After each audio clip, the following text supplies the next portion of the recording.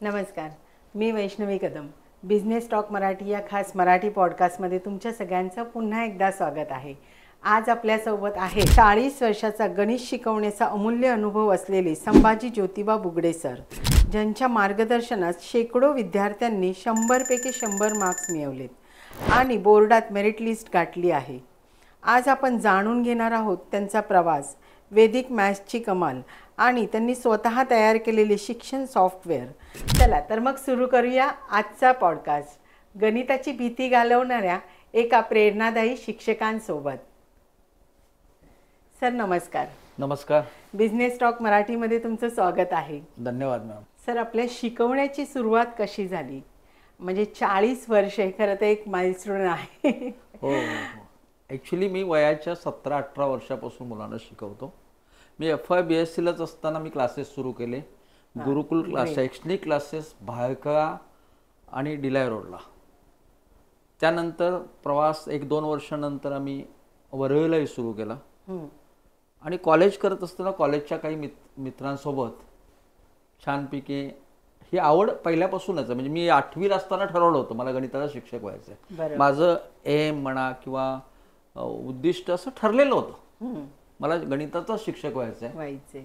ना मला इंजिनियर बनायचं आहे, मला डॉक्टर बनायचं आहे. कारण मला ती शिकवण्याची आवड अगदी लहानपणापासून होती. माझ्या मित्रांना मी 8वीत असताना शिकवत होतो, 9वीत असताना शिकवत होतो. म्हणजे माझे शिक्षक मला शिकवून वर्गातून गेले की माझ्या मित्रांना मी शिकवायचो. बरोबर. त्यामुळे अतिशय आवडीने हा पेशा मी स्वीकारला. सुदैवाने मला गुरुकुल एक चांगला ग्रुप मिळाला. आम्ही एकत्र क्लासेस बरेच 10 वर्ष चालवले मुंबईमध्ये. बरोबर. त्यानंतर प्रवास सुरू झाला डोंबिवलीला. डोंबिवलीमध्ये ओम श्रद्धा क्लासेसने मी क्लासेस सुरू केले आणि डोंबिवलीमध्ये अतिशय नावाजलेले विद्यार्थी मिळाले. नावाजले म्हणता येणार नाही आपल्याला. डोंबिवलीमध्ये आल्यानंतर एक चांगला विद्यार्थ्यांचा वर्ग मिळाला. बरोबर. आणि इतकं चांगलं होतं की माझा जो स्वतःला वाटत होतं की माझा मुलगा मेरिटला आला पाहिजे, माझ्या मुलाने आउट ऑफ आउट मार्क मिळाला पाहिजे, ही माझी भूक जी होती ही डोंबिवलीत पूर्ण झाली. दुसऱ्याच वर्षी महाराष्ट्रातून 5वा आणि ठाणे जिल्ह्यात पहिला विद्यार्थी दिला. आणि तीच विद्यार्थिनी आता अमेरिकेमध्ये चाइल्ड स्पेशलिस्ट म्हणून मोठी ख्यातनाम डॉक्टर आहे. अशा अनेक विद्यार्थी घडले माझ्याकडून. आणि मुळात कसं होतं की गणिताची आवड निर्माण होती. गणितात वेगवेगळे पहिल्यापासूनच नवीन काहीतरी करण्याची इच्छा होती. आणि माझं खरं नाव कधी झालं तर मध्यंतरीच्या काळामध्ये आउट ऑफ सिलेबस हा प्रकार होता. म्हणजे D part out of syllabus. यामध्ये 15 आणि 15 30 मार्क अतिशय महत्त्वाचे होते. आणि ते मिळवणं मुलांना इतकं सोपं नव्हतं. आणि त्यावेळेला सुद्धा माझ्या डोक्यात होतं की माझ्या विद्यार्थ्याचा अर्धा मार्क जाता कामा नये. माझा पोर्शन मी लवकर पूर्ण करायचो आणि किमान 300 ते 400 गणित आउट ऑफ सिलेबस घेत होतो. त्या मुलांची प्रॅक्टिस भरपूर होत होती, पेपर भरपूर सराव करून घेत होतो.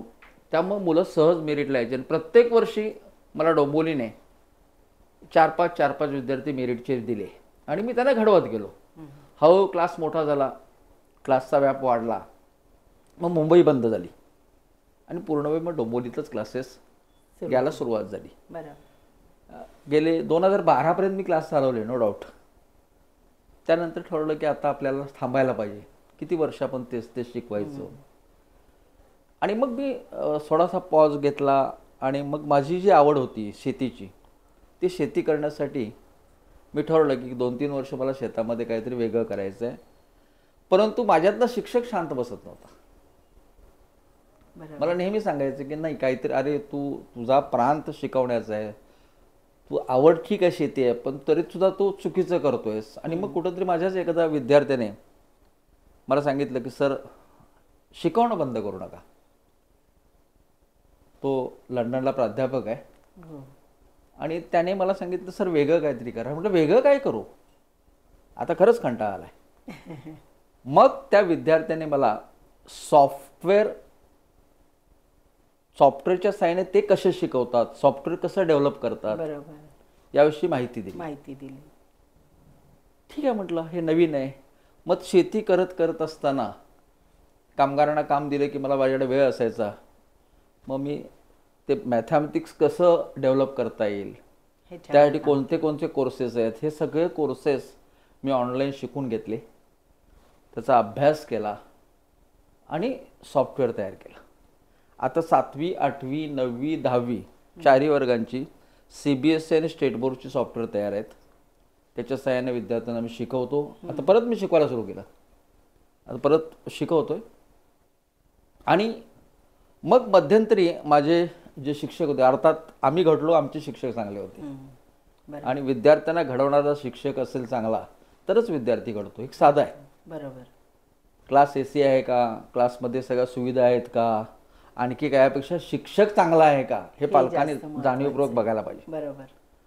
आणि मग माझ्या शिक्षकांची माझी भेट झाल्यानंतर ते म्हणाले, अरे संभा, तू वैदिकवर काय काम करत नाहीस? सर, आता नवीन आणि काय शोध लावताय? इतके वर्ष शिकवले, आताच मला असं वाटायला की मला कुठंतरी रिटायर व्हायला पाहिजे. नको रिटायर हो, वैदिकचं काहीतरी विचार कर. आणि मग मी वैदिकचा अभ्यास करायला सुरुवात केली. मार्केटमध्ये जेवढी वैदिकची पुस्तकं आहेत तेवढी चालली मी. आणि खरंच माझा इंटरेस्ट वैदिकमध्ये वाढला. मग आता वैदिकचं काहीतरी तयार केलं पाहिजे. वैदिकचं परत सॉफ्टवेअर तयार केलं आणि तो एक कोर्स डेव्हलप केला. म्हणजे तसे 3 प्रकारचे कोर्स डेव्हलप केले. पहिला कोर्स आहे तो बेसिकपासून, म्हणजे मुलांना लेवल 1, लेवल 2 आणि लेवल 3 तयार केले की जेणेकरून 5वी ते 10वीच्या मुलांना ते उपयोगी होईल. बरोबर. त्यानंतर मी लेवल 5, लेवल 6 ॲड केला. तो साधारणपणे ग्रॅज्युएशनपर्यंतच्या मुलांना उपयोगी होईल. आणि माझं आत्ता स्वतःचं असं मत आहे की तुम्हाला जर कोणतीही स्पर्धा परीक्षा द्यायची असेल तर वैदिक शिकलं पाहिजे. बरोबर. असा एकंदरीत हा प्रवास आहे. आता परत नव्याने काहीतरी सुरू करण्याची इच्छा सुरू झालेली आहे. बघूया काय होतंय. चांगली गोष्ट आहे. सर, गणिताची भीती खरं तर त्यावेळेलाही मुलांना होती, आजही मुलांना आहे. तुम्हाला काय वाटतं की ही भीती का असते मुलांना? ॲक्च्युली कसं असतं, मुळामध्ये ही भीती शिक्षकाने तयार केलेली आहे मुलांना. पूर्वीचे आम्हालाही शिकवणारे शिक्षक होतेच की. बरोबर. फार थरोले शिकवत होते, आमच्याकडून करून घेत होते आणि आम्हाला आवड निर्माण करून देत होते. आता मला ब्लेम नाही करायचं आहे, पण जेवढं पूर्वीचे शिक्षक करत होते तितकंच डिटेल्स आज मुलांना मिळत नाही किंवा मुलं घेऊ इच्छित नाहीत. बरोबर. हे तितकंच खरं आहे. गणिताची भीती का तयार होते? मुळामध्ये गणिताकडे बघण्याचा दृष्टिकोन आहे तो मुलांचा बदलला पाहिजे. म्हणजे त्याचे बेसिक कन्सेप्ट क्लिअर झाल्या पाहिजे पहिल्यांदा. आणि कन्सेप्ट एकदा समजली की त्याच्यावर काम आनंदाने केलं पाहिजे. होमवर्क करायचा म्हणून करणं काय अर्थ नाही, किंवा सराव करायचा म्हणून करायचा नाही. तो सराव करताना त्या विद्यार्थ्याला आनंद निर्माण झाला पाहिजे, आनंदाने त्याने केलं पाहिजे. आणि जर त्याला इंटरेस्ट तयार झाला ना मॅथ्समध्ये, तो कमी वेळात भरपूर काही करतो. आणि एकदा मॅथ्सचा इंटरेस्ट वाढला की कुठलाही विषय त्याला सोपा जातो. आणि भीती ही कशामुळे होते विद्यार्थ्यांना? तर शिक्षकाने अगदी पूर्ण त्या पर्टिक्युलर चॅप्टरच्या सगळ्या कन्सेप्ट क्लिअर केल्या पाहिजेत. त्या मुलांच्या कुठे कुठे मुला शंका येऊ शकतात, काय येऊ शकतात, त्याचं बेसिक ते मुलांना पहिल्यांदा दिलं पाहिजे. उदाहरण संग्रह सोडवून घेतला म्हणजे एक्सरसाइज सोडवून घेतला की काम होतं, आणि मुलांना होमवर्कला एक्सरसाइज करा म्हटलं की काम होतं नाही. मुलांना त्या एक्सरसाइजच्या अगोदर, पुस्तकामध्ये फार सुंदर मांडणी आहे, इव्हन CBSE पेक्षा मी म्हणून स्टेट बोर्डमध्ये फार सुंदर आहे, छान आहे. आणि अतिशय चांगले बारकावे दिलेले आहेत. छान त्याचा अभ्यास शिक्षकांनाही करावा, मुलांना डिटेल बेसिक द्यावं, त्या बेसिकवर काम करावं. आणि एकदा बेसिक समजलं ना, मग कुठलंही एक्झाम्पल त्यांना सहज सोडवता येतं. आणि ते काय होतं की मुलं डायरेक्ट होमवर्ककडे जातात. 1.1 सोडवा, 1.2 सोडवा असं शिक्षकांना सांगितलं, मग कुठंतरी गाईड घ्यायचा किंवा कुठंतरी नोट्स घ्यायच्या आणि तो कॉपी करायचा. ह्याला गणिताचा अभ्यास म्हणत नाही. मुळात गणित हा सरावाचा विषय. बरोबर. जितकं तुम्ही सराव कराल तितकं तुम्ही शार्प होता. आणि सराव कधी कराल तुम्ही? तुमच्या कन्सेप्ट क्लिअर असेल ते. पहिलं काम विद्यार्थ्याने लक्षात ठेवायचं की पहिल्यांदा कन्सेप्ट क्लिअर करून घ्यायच्या. आणि एकदा कन्सेप्ट क्लिअर झाल्या की कुठलंही एक्झाम्पल न बघता सोडवायचं. मुलं कॉपी करतात, कॉपी हा प्रकारच बंद करा. बरोबर. बरेच शिक्षक म्हणतात अरे थेरम पाठ कर, फॉर्म्युला पाठ कर, ही ठीक आहे, थेरमही पाठ कर. नाही, मुळात त्या थेरमचा गाभा काय आहे, म्हणजे कन्सेप्ट काय आहे, त्या कन्सेप्टचा अर्थ काय आहे, आणि डिटेल्स त्या मुलांना एकदा समजलं की सगळं लक्षात ठेवता येतं. आणि बऱ्याच गोष्टी आहेत. हसत खेळत मुलांना गणित शिकवलं पाहिजे. गणित हा बोरिंग सब्जेक्ट करायचंच नाही. म्हणजे मी शिकवत असताना माझं मोठे पण सांगत नाही, पण माझी मुलं 2-2, 3-3 एन्जॉय करतात आणि मी एन्जॉय करतो. म्हणजे आजही मी एन्जॉय करतो गणितात. म्हणजे मी असं म्हणत नाही मी शिकवतो, त्यापेक्षा मी तो तास जो असतो ना, तास शिका, ती एन्जॉय करतो. आणि ते एकदा मुलांना आवडायला तयार झाली ना, मुलं आपोआप शंका तयार करतात, नवीन नवीन क्वेश्चन विचारतात. आणि काय होतं, बऱ्याच वेळेला म्हणतात out of syllabus. Out of सिलेबसवर काय नसतं. त्या पर्टिक्युलर एक्झामचा ॲडव्हान्स पार्ट मुलांना विचारला जातो. तो ॲडव्हान्स पार्ट शिक्षकाने सांगायचा असतो. आता आम्ही शिकवत असताना ना, एखादं एक्झाम्पल असेल ना, मी नेहमी सांगतो याच्यावर आउट ऑफ सिलेबस काय तयार होऊ शकतं विचार करा. मुलं विचार करून मला सांगतात सर असं गणित येऊ शकेल का, असं गणित येऊ शकेल का, अशा पद्धतीने आपण करू शकतो का. म्हणजे मुलांशी आणि शिक्षकाचा जो नातं आहे ना, हे प्रचंड हे झालं पाहिजे, म्हणजे मॅच झालं पाहिजे, घनिष्ठ झालं पाहिजे. आणि एकदा घनिष्ठ झालं ना त्यांचे संबंध, मग मुलं फार आवडीने. माझ्याकडे तर रात्री 10:30-11 वाजेपर्यंत मुलं शंका घेऊन येत असतात. म्हणजे क्लास संपतो माझा 9 वाजता, तरी मी 10:30पर्यंत इथे असतो. याचं कारणच आहे मुलांच्या डिफिकल्टीज भरपूर असतात आणि आपण छानपैकी सोडवायचे असतात. दुसरी महत्वाची गोष्ट म्हणजे काय होतं की गणितामध्ये परीक्षा आपण घेतो. ती परीक्षा काय करतो आपण 3 महिन्यानंतर 4 महिन्यानंतर घेतात. तसं ना काय करू, चॅप्टर झाला ना किमान 3 एक्झाम घ्या त्या चॅप्टरवर. म्हणजे डिटेल त्या मुलाला समजायला लागतं. म्हणजे पहिल्या परीक्षेत समजा कमी मार्क मिळाले तर दुसऱ्या परीक्षेत तो इम्प्रूव्ह होतो, मग तिसऱ्या परीक्षेत परफेक्ट होतो. बरोबर. हे 3-4 चॅप्टर एकदा घेतात आणि मग त्याची एक्झामला. गणिताचा हा विषय आहे मुळात सरावाचा, आणि प्रत्येक चॅप्टरवर किमान 3 जर परीक्षा घेतल्या तर ते परफेक्ट राईट. आणि जो शिक्षक शिकवतो त्यानेच पेपर तपासला पाहिजे, हा माझा आग्रह आहे. बरोबर. आता काय होतो, पेपर एक जण काढतो, एक जण शिकवतो, एक जण पेपर तपासतो, काही अर्थ नाहीये. आता मी गणिताचा शिक्षक आहे ना, मी 10 ठिकाणी शिकवत बसायची गरज नाही. एके ठिकाणी छान शिकवावं, मुलांना डिटेल द्यावं. पेपर तपासल्यानंतर आपल्याला काय, शिक्षकाला काय समजतं, नेमका त्याचा प्रॉब्लेम काय आहे, त्याच्या नेमकं तो कुठे चुकतोय. आणि ते त्याच्याशी मी तर काय करतो, विद्यार्थ्याला समोर घेतो, त्याच्यासमोर पेपर तपासतो आणि त्याला त्याच्या काय प्रॉब्लेम आहेत हे तिथेच जाणतो. आणि पुढच्या वेळी सांगतो की ह्या चुका परत होता कामा नये. आणि विद्यार्थ्यानं जर लक्षात घेतलं की मला ह्या परत चुका करायच्या नाहीत, तर 100% त्याचा इंटरेस्ट वाढतो, गणिताची भीती दूर होते आणि तो आपोआप आउट ऑफ आउटसाठी तयारी होतो. म्हणजे माझा उद्देशच आहे, मी जे विद्यार्थ्यांना तयारी करून घेतो ना, ते पैकीच्या पैकीसाठी. बरोबर. म्हणजे मी अगोदर सांगतो तुम्हाला 60 मार्क आहेत, 50 आहेत, 30 आहेत, 20 आहेत, मला काही देणे घेणं नाही. माझ्याकडे तुम्ही आलात, मी शिकवायला सुरू करायला, तर माझ्या पद्धतीने तुम्हाला अभ्यास करायचा. बरोबर. आणि काही नाही हो, रोज 15 मिनिटं सराव केला छानपैकी मनापासून, तर त्या मुलाची पूर्णपणे गणितातली भीती दूर होते 100%. बरोबर. आणि काय होतं की पारंपरिक ज्या पद्धतीने आपण शिकवतो मुलांना, त्याच्यापेक्षा आपण आता डिजिटल टेक्नॉलॉजी आलेली आहे. मी सॉफ्टवेअर तयार केलंय, कलरफुल आहे, अट्रॅक्टिव्ह आहे, ॲनिमेशन आहे, त्यामध्ये शिकवताना मजा येते. मी मगाशी सांगितलं तुम्हाला की मी एन्जॉय करतो शिकवणं, मुलं एन्जॉय करतात. हे तुम्ही ज्याला कनेक्शन करता ना विद्यार्थ्यामध्ये, त्यावेळेला गणिताची 100% भीती दूर होते. आणि मग मुलं मी तरी सांगतो त्यांना, तुमच्या डोक्यात एकच पाहिजे, किती मार्क हे पहिल्यांदा विचार नको करा, पहिल्यांदा किती मला समजलं, आणि जे समजत नाही त्याचा ध्यास घ्या. आणि एकदा तुम्हाला परिपूर्ण समजलं, तुम्हाला आउट ऑफ आउट मार्क मिळाला, काही प्रॉब्लेम नाही. सर, तुमच्याकडे खूप सारे असे विद्यार्थी आहेत ज्यांनी 100 पैकी 100 मार्क्स मिळवले. हो, मी आता सांगू ना तुम्हाला, तर अशा त्यांच्यासाठी असं काय प्रशिक्षण असतं किंवा काय पद्धत यूज करतात? काही नाही मॅम. एक सांगू तुम्हाला की फार मोठं काय 100 पैकी 100 घेण्यासाठी कुठला तरी साचा आहे किंवा कुठला तरी काही नाही. 100 पैकी 100 मुलांना माझ्याकडे 10वीत आला म्हणून मिळत नाहीत, माझ्याकडे 9वीत आला पण मिळत नाहीत. खरी त्याची जी कष्ट आहेत ना ते पहिलीपासून आहेत. हां. मी साधारण 7वीपासून पुढे घेतो, बरोबर.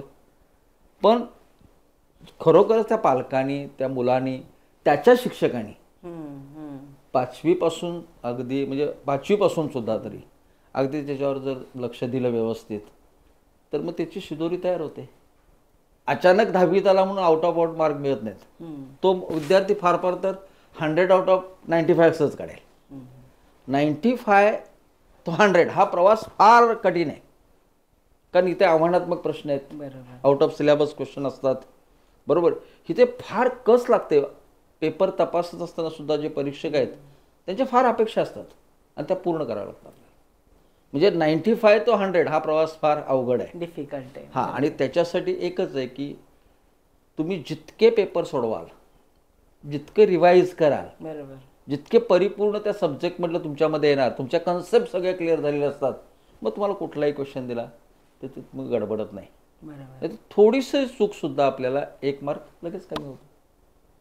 म्हणजे 99चा म्हणजे 100चा 99 व्हायला वेळ लागत नाही, 98 व्हायला वेळ लागत नाही.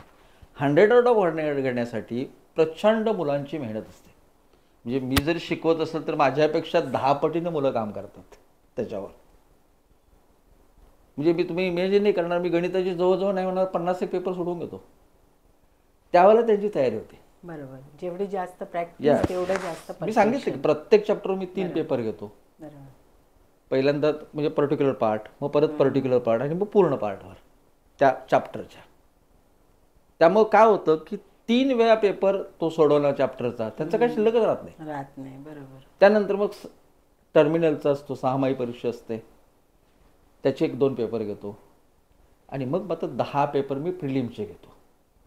मग 10 पेपर ज्यावेळेला ते सोडवतात त्या सब्जेक्टचे पर्टिक्युलरली, त्यावेळेला त्यांचा कॉन्फिडन्स वाढलेला असतो. आणि मग अतिउत्साही विद्यार्थी असतात ना ते म्हणजे जो संयमी असतो ना तोच आउट ऑफ आउटला जातो. आणि मी असं म्हणेन की ती काय फार मोठी जादू नाही आहे, कष्ट आहेत विद्यार्थ्यांचे, मुलांची मेहनत. आमचेही कष्ट आहेत, पण आमच्यापेक्षा विद्यार्थी नक्कीच 10 पट जास्त घेतात. बरोबर. त्यामुळे त्यांना पैकीच्या पैकी मार्क मिळतात. आणि ते पैकीच्या पैकी मार्क मिळवणं फार अवघड आहे असं मला नाही वाटत. तुमच्याकडे नियमितपणा असेल, रेग्युलर तुम्ही अभ्यास करत असाल, रेग्युलर तुमची भूक असली पाहिजे. एखादी नवीन एखादा क्वेश्चन आला तर तू समजत नाही तर टीचरकडे गेलं पाहिजे. विद्यार्थी आज वह्या बंद करतो, दुसऱ्या दिवशी ओपन करतो. बरोबर. आणि आता प्रलोभनं भरपूर आहेत ना विद्यार्थ्याला. बाहेरचं जगात इतके त्यांना ते म्हणतो ना डायव्हर्ट होतात ना की ते कॉन्सन्ट्रेशन व्हायला वेळ लागतो. पण वेळ लागतो. बरोबर. ज्याला माहीत आहे मला हे ध्येय गाठायचं आहे तो मात्र 100% तयारी करतो. आणि ते घडवत असताना आनंदी होते तितकाच असतो ना. फार आनंदाने आम्ही घडवत असतो. आणि मला एक असतं की मला फार ती भूक आहे पहिल्यापासून, मुलांचा अर्धा मार्क सुद्धा जाता कामा नये. त्यामुळे एन्जॉय करतो मी. आणि खरंच ही खूप मोठी गोष्ट आहे की इतके विद्यार्थी सगळे 100 पैकी 100 होय होय. इव्हन लॉकडाऊनमध्ये सुद्धा मी ऑनलाईन शिकवलेल्या विद्यार्थ्यांना आउट ऑफ आउट आहेत. आउट ऑफ मिळाले. वैदिक मॅथ्स बद्दल काय सांगाल? वैदिक मॅथ्स शिकवण्यामागचं तत्वज्ञान काय आहे? खरं तर 1200 वर्षापूर्वी भारती कृष्ण महाराजजीने अतिशय सुंदर आपल्याला भारताला गिफ्ट दिलेलं आहे. दिलेलं आहे. बरोबर. 16 मुख्य सूत्र आहेत आणि सबसूत्र 13 आहेत, असे 29 आहेत सूत्र. आणि त्याला इतकं सुंदर ज्ञान, अघोत आणि ज्ञान आहे ना. म्हणजे खरं तर मी याच्याकडे पाहायला फार उशीर केला मॅम. मी गेल्या वर्षी वैदिक मॅथ्सची सुरुवात केली की हे चला आपण मुलांना शिकवूया, काय नवीन काहीतरी बघूया आपण. नाही तर स्कॉलरशिपच्या मुलांना शिकवत होतो, कॉम्पिटेटिव्ह एक्झामिनेशनची मुलं एखादी माझे विद्यार्थी जुने आले तर त्यांना डिफिकल्टी सांगत होतो, पण इतक्या डीपली बघत नव्हतो. बरोबर. अतिशय सुंदर आणि ज्याला स्पर्धा परीक्षेत जायचं आहे कुठली, मग ती स्कॉलरशिप असेल, तुमची ऑलिम्पियाड असेल, कुठलीही स्पर्धा परीक्षा असेल, इवन रेल्वेची भरती असेल, पोस्टाची भरती असेल, बँकेची परीक्षा असेल, सरकारी कुठे परीक्षा असेल, इवन तुम्ही हे म्हणतो ॲडमिशनसाठी CET, IIT जे IITसाठी लागणारी एंट्रन्स वगैरे, नीट आणि GE, किंवा आपण टीचर भरतीची सुद्धा असते, त्याची एंट्रन्स असते, MBAसाठी एंट्रन्स आहे. ह्या सगळ्यासाठी वैदिक मॅथ्स हा त्याचा बेस आहे. आणि प्रत्येकाने वैदिक मॅथ्स शिकलं पाहिजे यासाठी मी काहीतरी वेगळा प्रयत्न केला आहे. जवळजवळ 6-7 महिने वेड्यासारखं काम केलं याच्यावर आणि सॉफ्टवेअर डेव्हलप केलं. त्याची मगाशी सांगितल्याप्रमाणे पहिला ग्रुप आहे लेवल 1, लेवल 2, लेवल 3, दुसरा ग्रुप आहे लेवल 4 आणि लेवल 5चा. एकंदरीत नाही म्हणाल तर 70 चॅप्टर्स तयार केलेत मी. त्यातले 35 चॅप्टर हे पहिल्या ग्रुपसाठी आहेत आणि पुढचे 35 चॅप्टर दुसऱ्या ग्रुपसाठी आहेत. माझा उद्देश असा आहे की गणिताची जी मुलांची भीती आहे ना, कॅल्क्युलेशनची, ही दूर झाली पाहिजे. आणि भारती कृष्ण महाराजांनी इतकं सुंदर ते ज्ञान त्यात दिलेलं आहे त्या वैदिक मॅथमॅटिक्समध्ये. त्यांच्या अर्थात संस्कृतमध्ये त्यांचा ग्रंथ आहे, पण त्याच्या अनेक आवृत्ती मराठीमध्ये आल्या, इंग्लिशमध्ये आल्या, सगळ्या भाषेत आल्या. आणि मग ते वाचत असताना मला ती आवड निर्माण व्हायला आणि ही टेक्निक आवडायला आली. चला वेगळं काहीतरी आपण याचा प्रयत्न करूया. आता मला सांगायला आवडेल तुम्हाला, साधारण 200 ट्रिक्स मी तयार केलेत. अरे वा. आणि फार आवडेल असं मुलांना ते मी मांडणी केलेली आहे. ॲडव्हान्स वैदिक म्हटलं तरी हरकत नाही, पण हा सगळा त्यांचा प्रसाद आहे आम्हाला. ती शिदोरी त्यांची आहे, त्याच्यावर आम्ही म्हणू शकत नाही की हे मी तयार केलं वगैरे. पण अप्रतिम वैदिकचं नॉलेज आहे, सगळ्यांनी घेतलं पाहिजे. ज्याला भविष्यात एंट्रन्स एक्झामिनेशन द्यायची आहे, सरकारी कुठली परीक्षा द्यायची आहे आणि जिथं मॅथमॅटिक्स आहे त्याने वैदिक शिकलं पाहिजे. बरोबर. आता मी तुम्हाला सांगतो ना, वैदिकचे जे चॅप्टर्स तयार केले, मोस्टली वैदिक कशाभोवती फिरतं? ॲडिशन, सबट्रॅक्शन, मल्टिप्लिकेशन आणि डिव्हिजन, याच्यावर भोवतीच फिरतं ना. बेरीज, वजाबाकी, गुणाकार, भागाकार, याच्या भोवती फिरत आहेत. पण ह्याच्यामध्ये सुद्धा भरपूर गमती जमती आहेत. म्हणजे तुम्ही इमॅजिन नाही करणार की पूर्वीसुद्धा माझ्या विद्यार्थ्यांना मी शिकवत असताना, कॅल्क्युलेशन करत असताना मला नाही म्हणाला वेळ जायचा 2-3 मिनटं. आता विदिन सेकंद मी धडधड माझं उत्तर तयार असतं. मग तेच उत्तर मुलांच्या मध्ये पण आलं पाहिजे, हा उद्देश आहे माझा. बरोबर. कारण स्पर्धा परीक्षेला काय असतं, वेळ कमी असतो आणि त्यात जास्त प्रश्न सोडवायचे असतात आणि अचूक उत्तर यायला पाहिजे. दिसताना ते गणित मोठं दिसतं, अरे बाप आपल्याला आपण टेन्शन येतं, पण नाही, ते तुम्हाला आयडिया समजल्या, टेक्निक समजली की विदिन अ सेकंड तुम्ही सोडवता. म्हणजे अशा अनेक गमती जमती मी त्यामध्ये आणल्या त्या संपूर्ण याच्यामध्ये. डिजिटल माध्यमातून हे तयार केलं, ॲनिमेशनद्वारे हे मी मॅथमॅटिक्स तयार केलं. मी स्वतः शिकवलेलं आहे, त्याच्या व्हिडिओज तयार केलेत. त्याचं साधारणपणे 160 पानांचं वर्कबुक तयार केलं आहे मुलांसाठी. आणि प्रत्येक हेच वर्कबुक आहे, तुम्हाला बघता येईल. हे लक्षात आलं का? मी सुरुवात गुरुकुलने केली होती, आता शेवटी माझ्या आयुष्यातला गुरुकुलनेच होणार आहे. कारण गुरुकुल ही संकल्पनाच मुळात चांगली आहे की विद्यार्थी आणि शिक्षकाचं नातं आहे हे अतूट तयार होतं. म्हणजे आपण व्यवहारी हे असू नये, व्यवहार तर पाळावा नाही असं नाही, पण त्याबरोबर जर विद्यार्थ्यांशी तुमचं कनेक्शन जर चांगलं असेल तर तितक्याच आवडीने ती मुलं शिकतील. आणि हे मी आता शाळेसाठी तयार केले. जसं ते ऑनलाईन सॉफ्टवेअर आहे तसंच तुम्ही हे बुक्स रेडी केलं आहे? नाही हो, याचा ऑनलाईन सॉफ्टवेअर पण, ह्याचा सॉफ्टवेअर पण आहे वैदिकचं. हो, वैदिकचं सॉफ्टवेअर पण बनवलं. ही पुस्तक हे तुमच्या लक्षात येईल बा. मी वर्कबुक बनवलंय. उद्देश काय माझा माहिती आहे वर्कबुक, की मुलांचा लिहिण्यामधला वेळ वाचावा आणि कमी वेळात मुलांना भरपूर काय देता यावं. बरोबर. हा कोर्स फक्त 30 दिवसाचाच आहे मॅम.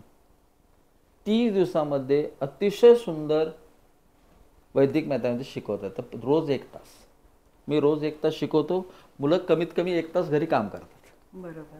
म्हणजे रोज 2 तास तर मुलांनी आणि मी दोघांनी म्हणून जर काम केलं तर 30 दिवसामध्ये माझी खात्री आहे जो विद्यार्थीला कॅल्क्युलेशनसाठी पूर्वी 5 किंवा 6 मिनिटं लावत होता, 2 किंवा 3 मिनिटं, तो सेकंदामध्ये कॅल्क्युलेशन करणार आहे. बरोबर.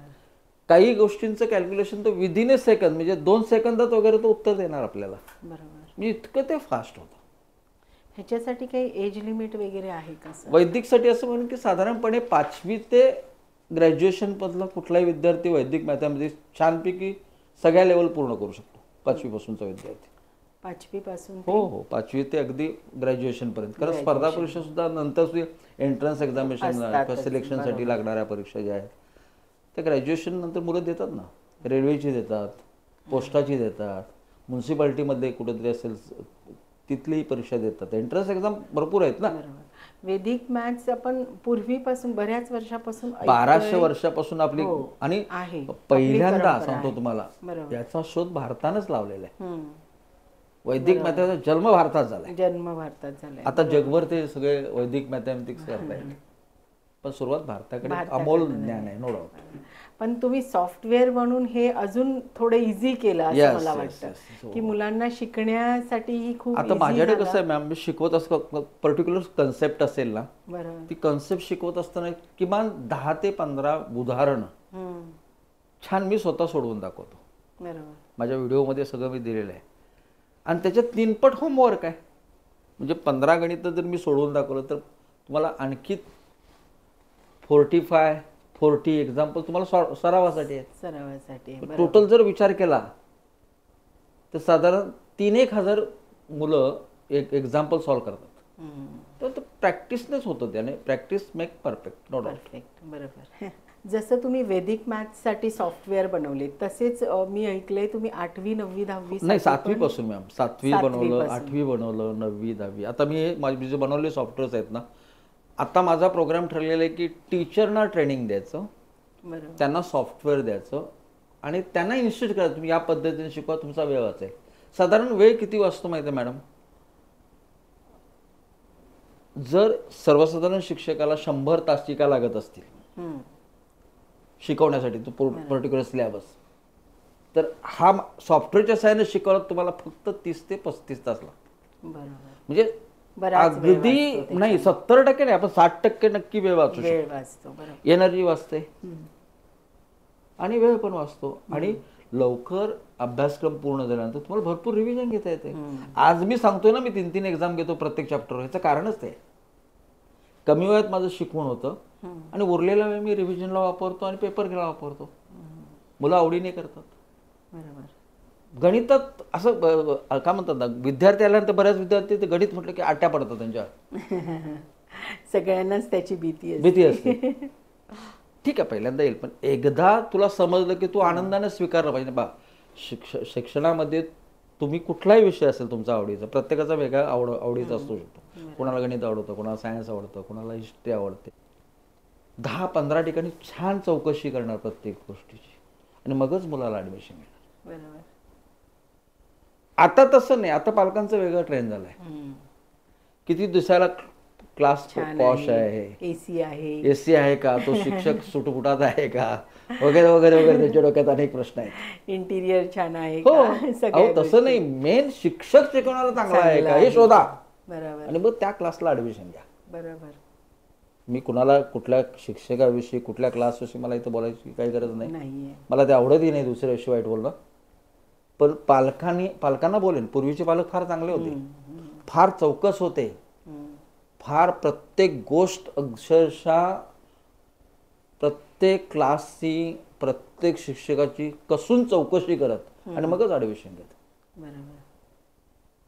आता क्लासचा मालकला काही शिकवता येत नाही, तो शिकवतही नाही आणि क्लास चालवतोय. बोला. म्हणजे हायर टीचर करायचे आणि अरे हे नाही आहे. चांगला शिक्षक आहे, अजूनही चांगले शिक्षक आहेत, चांगले शिकवणारे शिक्षक आहेत, ते शोधा आणि त्यांच्याकडे खरंच शिका. आणि जो हाडाचा शिक्षक असतो ना तो वेगळाच असतो. तो व्यापारी कधीच नसतो. त्याची भूक असते शिकवण्याची. बरोबर. आणि जे व्यापारी आहेत ना त्यांची भूक शिकवण्याची नाही, त्याची फक्त शौगिरी करण्याची भूक असते. आता क्लासेसचे चाललेत ना, आता कुणाला माझा कदाचित ह्या शब्दांचा ते क्लासेस योग्य मला वाटत नाही. पूर्वीचे शिक्षक फार चांगले होते, आताही काही असतील नाही असं नाही, बरोबर. पण शो बिझनेस भरपूर झालेला आहे, मनापासून अजून तितकंसं होत नाही आहे. आणि इथे विद्यार्थ्यांच्याही आवडीनिवडी बदलत आता. बॉल संस्कृती आली. आता विद्यार्थी तुमच्या लक्षात येईल की सोशल मीडियावर जास्त आहे. जास्त. पूर्वीचे विद्यार्थी अनेक पुस्तकं वाचत सुट्टीच्या वेळेस, बरोबर. पालक सुद्धा आवडीने त्यांना, तेव्हा तो ऑप्शनच त्यांच्याकडे नव्हता. त्यांना ते आवड पालकही निर्माण करत होते. बरोबर.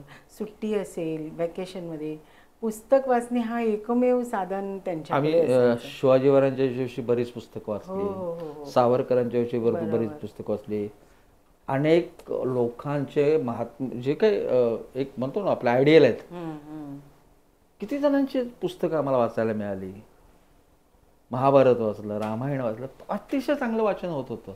आताची मुलं वाचतात का बघा?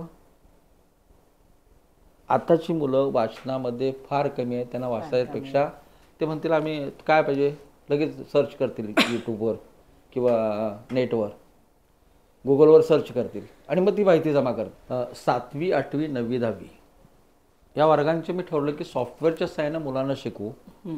उद्देशच माझा असा होता की पारंपरिक तर आपण खडू आणि फळा या पद्धतीने शिकलो, फार सुंदर तेही शिकवत होते, नाही असं नाही, पण वेळ जात होता. मला वेळ वाचवायचा होता आणि मुलांना कमी वेळेत अचूक आणि इंटरेस्टिंग ज्ञान काय देता येईल म्हणून मी सॉफ्टवेअर तयार करायचं ठरवलं. आणि खरं तर सांगतो तुम्हाला, सॉफ्टवेअर तयार केल्यामुळे काय होतं माझं माहिती आहे का? मी समजा एखादा चॅप्टर शिकवला, मी 2-3 वेळा सहज रिव्हिजन करू शकतो ना कमी वेळात, कारण माझं सगळंच रेडी आहे, सतत रेडी. बरोबर. सगळं रेडी असल्यामुळे मुलंही आवडीने ते बघतात आणि इंटरॅक्टिव्ह असल्यामुळे काय होतं की त्यांना समजायला सोपं जातं. म्हणजे तो विषय अतिशय खोलात जाऊन शिकवण्याचा प्रयत्न मी केला. आणि सॉफ्टवेअर तयार करायचा उद्देश जे काय होतं की मुलांची आवड गणितातली तयार जास्त व्हावी, त्यांची गणितातली भीती पूर्णपणे दूर व्हावी आणि इंटरेस्टिंगली कमी वेळात मुलांना शिकता यावं. यासाठी 7th, 8th, 9th, 10th मी सॉफ्टवेअर तयार केले. बऱ्याच शाळांना सुद्धा ती सॉफ्टवेअर दिलेली आहेत. त्या शिक्षकांना मी मग ट्रेनिंग दिलेलं आहे, ते त्या पद्धतीने शिकवतात, ते एन्जॉय करतात शिकवणं. म्हणजे मी माझ्यापुरतं मर्यादित ठेवलं नाही, प्रयत्न करतो की आता मला वैदिकमध्ये करायचं आहे. ते माझ्या डोक्यात असं आहे की खरं तर वैदिकचं आणखी कारण एक आहे. आपले पंतप्रधान माननीय मोदी साहेब यांनी मन की बातमध्ये फार सुंदर या वैदिकवर बोललेले आहेत, फार सुंदर. त्याचा व्हिडिओ सुद्धा यूट्यूबवर आहे, बघायला हरकत नाही, पालकांनी जरूर बघावं. तो मी जे म्हणतोय वैदिक का, त्याची सगळी उत्तरं त्यांनी अतिशय सुंदर पद्धतीने मांडलेली आहेत. आणि मलाही वाटलं बरोबर आहे, जर वैदिक नॉलेज जर मुलांना मिळालं, मग ते वैदिक नॉलेजचा नेमका उपयोग काय, तर ते इतक्या स्पीडली करतात ना की तुमच्याकडे भरपूर वेळ वाचतो. बरोबर. आणि कमी वेळात अचूक तुमचं उत्तर येतं. म्हणजे पूर्वी 3-3, 4-4 मिनिटं कॅल्क्युलेशनला जात होती. आता सेकंदात मुलं कॅल्क्युलेशन करतात. आणि इतकी सुंदर पद्धत आहे वैदिक. खरं तर मी उशीर केला त्याच्याकडे बघायला. हे जर मी अगोदर बघितलं असतं, कारण मी 10 वर्षापूर्वी सॉफ्टवेअर तयार केली मॅथची, 7वी, 8वी, 9वी, 10वीची. वैदिकचं मी आत्ता सॉफ्टवेअर तयार केलं. हे जर अगोदर मी केलं असतं तर मी आणखी फार सुंदर त्यामध्ये काहीतरी वेगळं करता आलं असतं मला. पण काही नाही, उशीर झालाय, पण अतिशय सुंदर तयार झालं, फार सुंदर तयार झालं. आणि मुलांना आवडतं. आता मुलं माझ्याकडे आता शिकतात वैदिक मॅथमॅटिक्स. आता माझ्या डोक्यात वेगळी संकल्पना आली की शक्यतो करून सगळ्या शिक्षकांना आपण इन्सिस्ट करायचं, तुम्ही वैदिक मॅथमॅटिक्स मुलांना शिकवायला सुरू करा. बरोबर. त्याच्यामुळे काय होतं, माझ्या अनुभवानुसार सांगतोय, मुलांची मेमरी पहिल्यापेक्षा नक्कीच तिप्पट वाढते. बरोबर.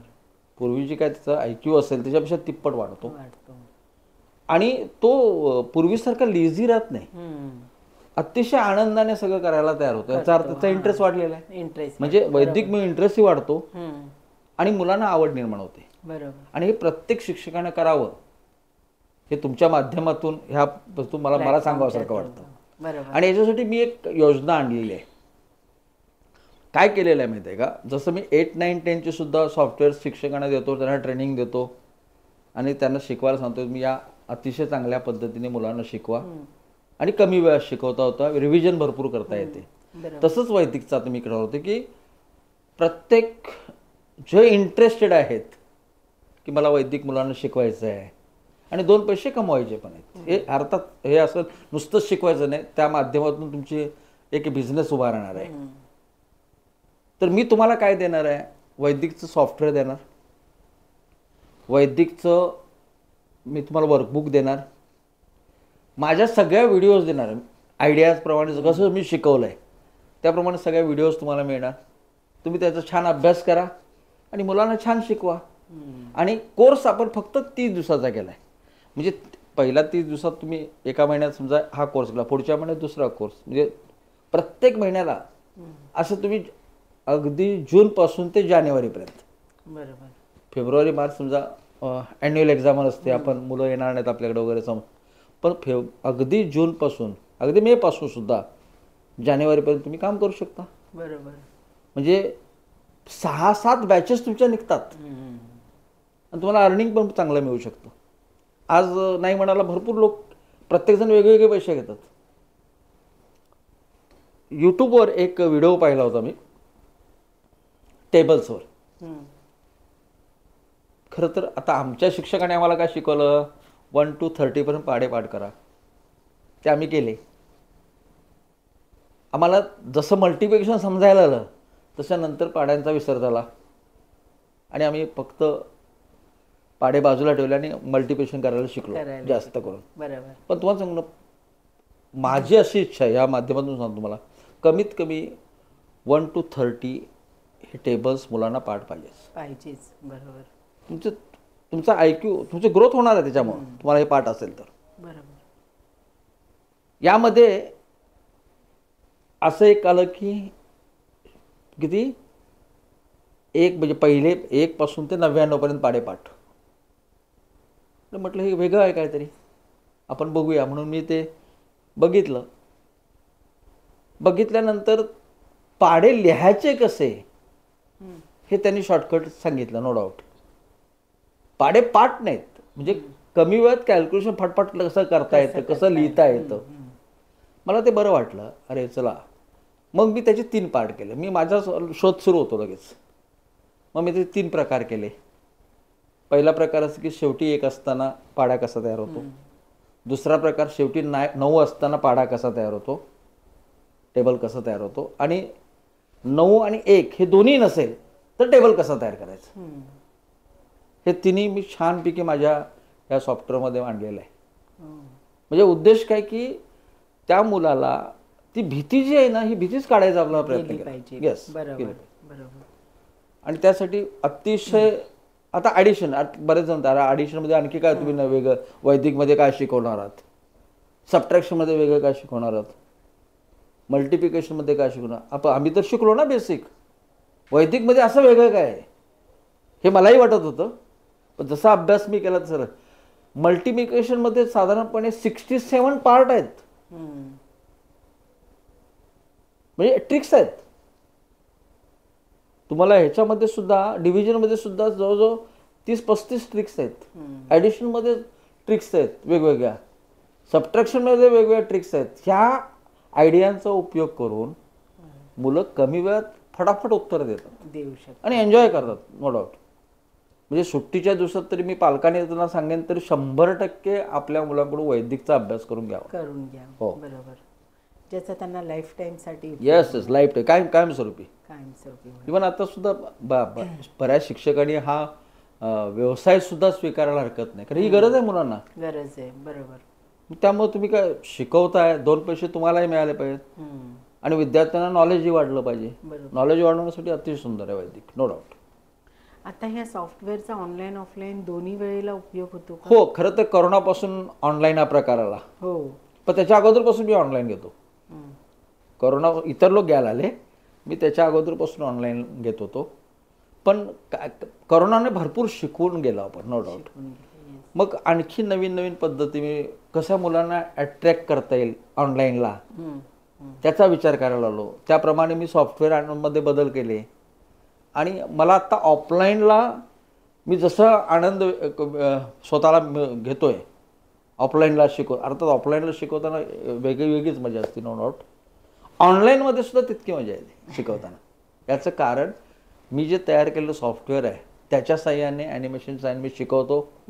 आणि माझा जो विद्यार्थी आहे तो 1 सेकंद सुद्धा इकडे हलत नाही, परिपूर्ण त्यामध्ये उतरला जातो. आणि अतिशय ऑफलाईनलाही विद्यार्थ्याला मी शिकवतो, त्याच्यातही मला आनंद मिळतो, पण ऑनलाईनला सुद्धा मिळतो. आणि ऑनलाईनला माझे विद्यार्थी कुठले आहेत? नॉर्थ साऊथ सगळे, भारतातले सगळे विद्यार्थी आहेत CBSEला, महाराष्ट्रातले कानाकोपऱ्यातले आहेत. बरोबर. आणि ऑनलाईनला कसं आहे तर ऑफलाईनला फी जास्त आहे, ऑनलाईनला फी कमी आहे, सगळीकडेच कमी आहे. आणि मुळात ऑनलाईन आता आम्ही शिकवतो ना तर आम्हाला इन्व्हेस्टमेंट काही नाही ना. छानपैकी आपल्या घरात बसायचं एका रूममध्ये आणि छानपैकी तो सेटअप लावायचा. बरोबर. वेळ वाचतो, कुठेही प्रवास नाही, भाडं वाचतं. जसं क्लासेसमध्ये आपण भाडं द्यावं लागतं, बाकीचे खर्च असतात, स्टाफ लागतो, तिथं काहीच नाही ना. 1 मॅन शो. आता मी तर सगळं 1 मॅन शोच आहे. म्हणजे ऑनलाईनचा फायदा एकच आहे की काय फायदे ऑनलाईनचे आहेत आणि ऑफलाईनचे काय फायदे आहेत. ऑफलाईन नो डाऊट तुमचा क्लास किंवा तुमचा शिक्षक तुमच्या घरापासून जवळ असेल, चांगला शिक्षक म्हणतोय, चांगला क्लास म्हणतोय, तर तुम्ही ते जरूर ऑफलाईन करावं. ऑफलाईन करा. बरोबर. पण तिथेही तुम्हाला व्यवस्थित गायडन्स मिळत नसेल तर ऑनलाईनमध्ये खरेच चांगले शिक्षक आहेत, ते शोधा आणि तुम्ही तो हे करा. तुमचा काय काय बा, तुमचा वेळ असतो, तुमचे पैसे ने 5 पट वाचतात. एवढी कमी फी आहे ऑनलाईनला. ऑनलाईनची फी कमी आहे, बरोबर. म्हणजे पैसे वाचले, घरात बसूनच तुम्हाला सगळं करायचं, म्हणजे तुमचा वेळ वाचला. तुम्हाला ऑन द स्पॉट तिथंच तुम्हाला विचारायचंच क्वेश्चन. बरोबर. बरं, दुसरी गोष्ट म्हणजे शिक्षक ओरडायचा प्रश्नच नाही इथे. हे अगदी बरोबर. हो, शिक्षक ओरडतच नाहीत ऑनलाईनमध्ये. ऑफलाईनमध्ये आता कधी कधी विद्यार्थ्यांनी नाही केलं, ऐकलं नाही तर 2 रपाटे सुद्धा आम्ही मारतो अजून. म्हणजे लोक म्हणतात मारू नका वगैरे, पण ते काय, आमच्या मुलांना 1-2 फटका बसला तर तेवढाच तो प्रेमाने दुसऱ्या दिवशी आमच्या जवळ पण येतो, कारण त्याला माहित आहे की आपल्यासाठीच चाललेलं आहे. लक्षात आलं का? पूर्वीचे शिक्षक कसे होते, आता आम्हालाही घडवलेले शिक्षक असेच होते, कडक होते, म्हणून आम्ही घडलो. आताही कडक शिक्षक असण्याची गरज आहे, नो डाऊट. त्यामुळे ऑनलाईनचे प्रचंड फायदे आहेत, ऑफलाईनचे तर प्रश्नच नाही. तुम्ही ऑफलाईनला तुम्ही किती घेताय त्या क्लासमध्ये जाऊन. नाहीतर मग क्लास असणार 4 वाजता, हा घरातून बाहेर पडतो 3 वाजता, मग मित्र भेटतात, टाइमपास करत आपण क्लासपर्यंत जातो. काही कारणास्तव शिक्षक आला नाही तिथे तर धमालच असते. मग लेक्चर समजा झाल्यानंतर बस परत घरी येताना सुद्धा टाइमपास होतो, थोडाफार होतो मुलांचा, नाही असं नाही. वेळ हा फार महत्वाचा पार्ट आहे. ते मुलांना समजत नाही, ते वय पण नाही ना. आणि त्यामुळं ऑफलाईनचा जर एखादा विद्यार्थी गुणी असेल ना तर त्याला मी सांगेन ऑनलाईन तू सगळं शिकून घ्यावंस. तुझा वेळ वाचणार, तुझी एनर्जी वाचणार, तुझ्या आईवडिलांचे पैसेही वाचणार. आणि आता तर फार चांगल्या सुविधा आहेत या माध्यमातून. बरोबर. की तुम्हाला जस्ट मेसेज करा, सर मला हा प्रॉब्लेम आहे, सर अवेलेबल असेल तर विदिन अ सेकंड तुम्हाला उत्तरही मिळतं की. नाही तर पूर्वी कसं डिफिकल्टी आली मग घरातून क्लासवर जा, मग ते सर तुमचा दुसऱ्या क्लासवर शिकवत असतील तर ते थांबा. मग बऱ्याच वेळेला असं व्हायचं की ते शिकवतात, मग आपण कंटाळतो, आपण घरी येतो, म्हणजे त्या दिवशी आपली डिफिकल्टी सॉल्व्ह होत नाही. इथं तसं नाही ना, तुम्ही फक्त मेसेज पाठवायचा आहे, तिकडून रिप्लाय देणारे पण शिक्षक आहेत ना. आम्ही 24 तासाच्या आत सगळं त्यांना रिप्लाय देतो, कुठल्याही परिस्थितीत. मी असं ऐकलंय की तुमची शिकवण्याची पद्धत फार वेगळी आहे, त्यामुळे मुलं सहज ते शिकतात आणि सहज ग्रहण करतात. तर हे काय आहे वेगळं? पण नाही, शिकवण्याची पद्धत म्हणजे मी वेगवेगळे आयडिया हे करतो, डेव्हलप करतो. मुलांना सोपं कसं करता येईल ते गणित सोपं करून त्यांना सांगतो. आणि बऱ्याच वेळेला काय होतं की शॉर्टकट्स तयार करून देतो, लक्षात कसं ठेवायचं. उदाहरणार्थ एखादी थेरम आहे, मग ती आपल्याला लिहायची आहे, बरोबर का, ती पाठ नाही करायची. मग त्याच्यातले शॉर्टकट्स काय आहेत, कसं कुठल्या स्टेपला तुम्ही काय लक्षात ठेवलं पाहिजे, कुठल्या स्टेपला तुम्ही काय आणि का लक्षात ठेवलं पाहिजे, हे त्यांना डिटेल त्यांच्याशी चर्चा होते. आणि ती आवड निर्माण करून कन्सेप्ट क्लिअर एकदा झाल्याने ती आवड निर्माण होते. आणि मग त्यांच्या लक्षात येतं की नाही हे सगळं सोपं आहे. नाही इझी वगैरे असं म्हणता येणार नाही, पण एक लक्षात ठेव, मी तो विषयातला पहिल्यांदा त्यांना कन्सेप्ट क्लिअर करून देतो. कन्सेप्ट क्लिअर झाल्यानंतर त्यांच्याशी प्रत्येक जे बारकावे आहेत त्यामध्ये ते दाखवतो त्यांना. आणि मग आम्ही हसत खसत खेळतो, म्हणजे छान मजा करत शिकवतो. म्हणजे मी तर हे शिकवत असताना ट्रिग्नॉमेट्री माधुरी दीक्षितचा 1 2 3 हे गाणं आहे ना आलं मध्यंतरी, त्या गाण्यावर ते अख्खं सूत्र बसवलेलं आहे. बरोबर.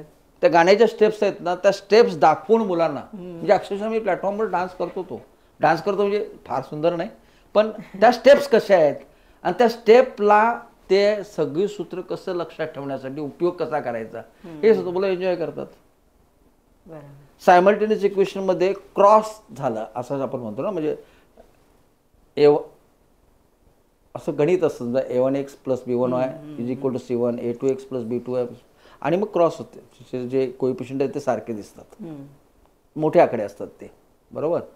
मग ते सोडवत असताना काय करायचं, ASA रूल वापरायचा. ASA रूल म्हणजे मी इंग्लिशमध्ये सांगतो, मराठी मुलांना वेगळं सांगतो, बेवडा पद्धत वापरायला.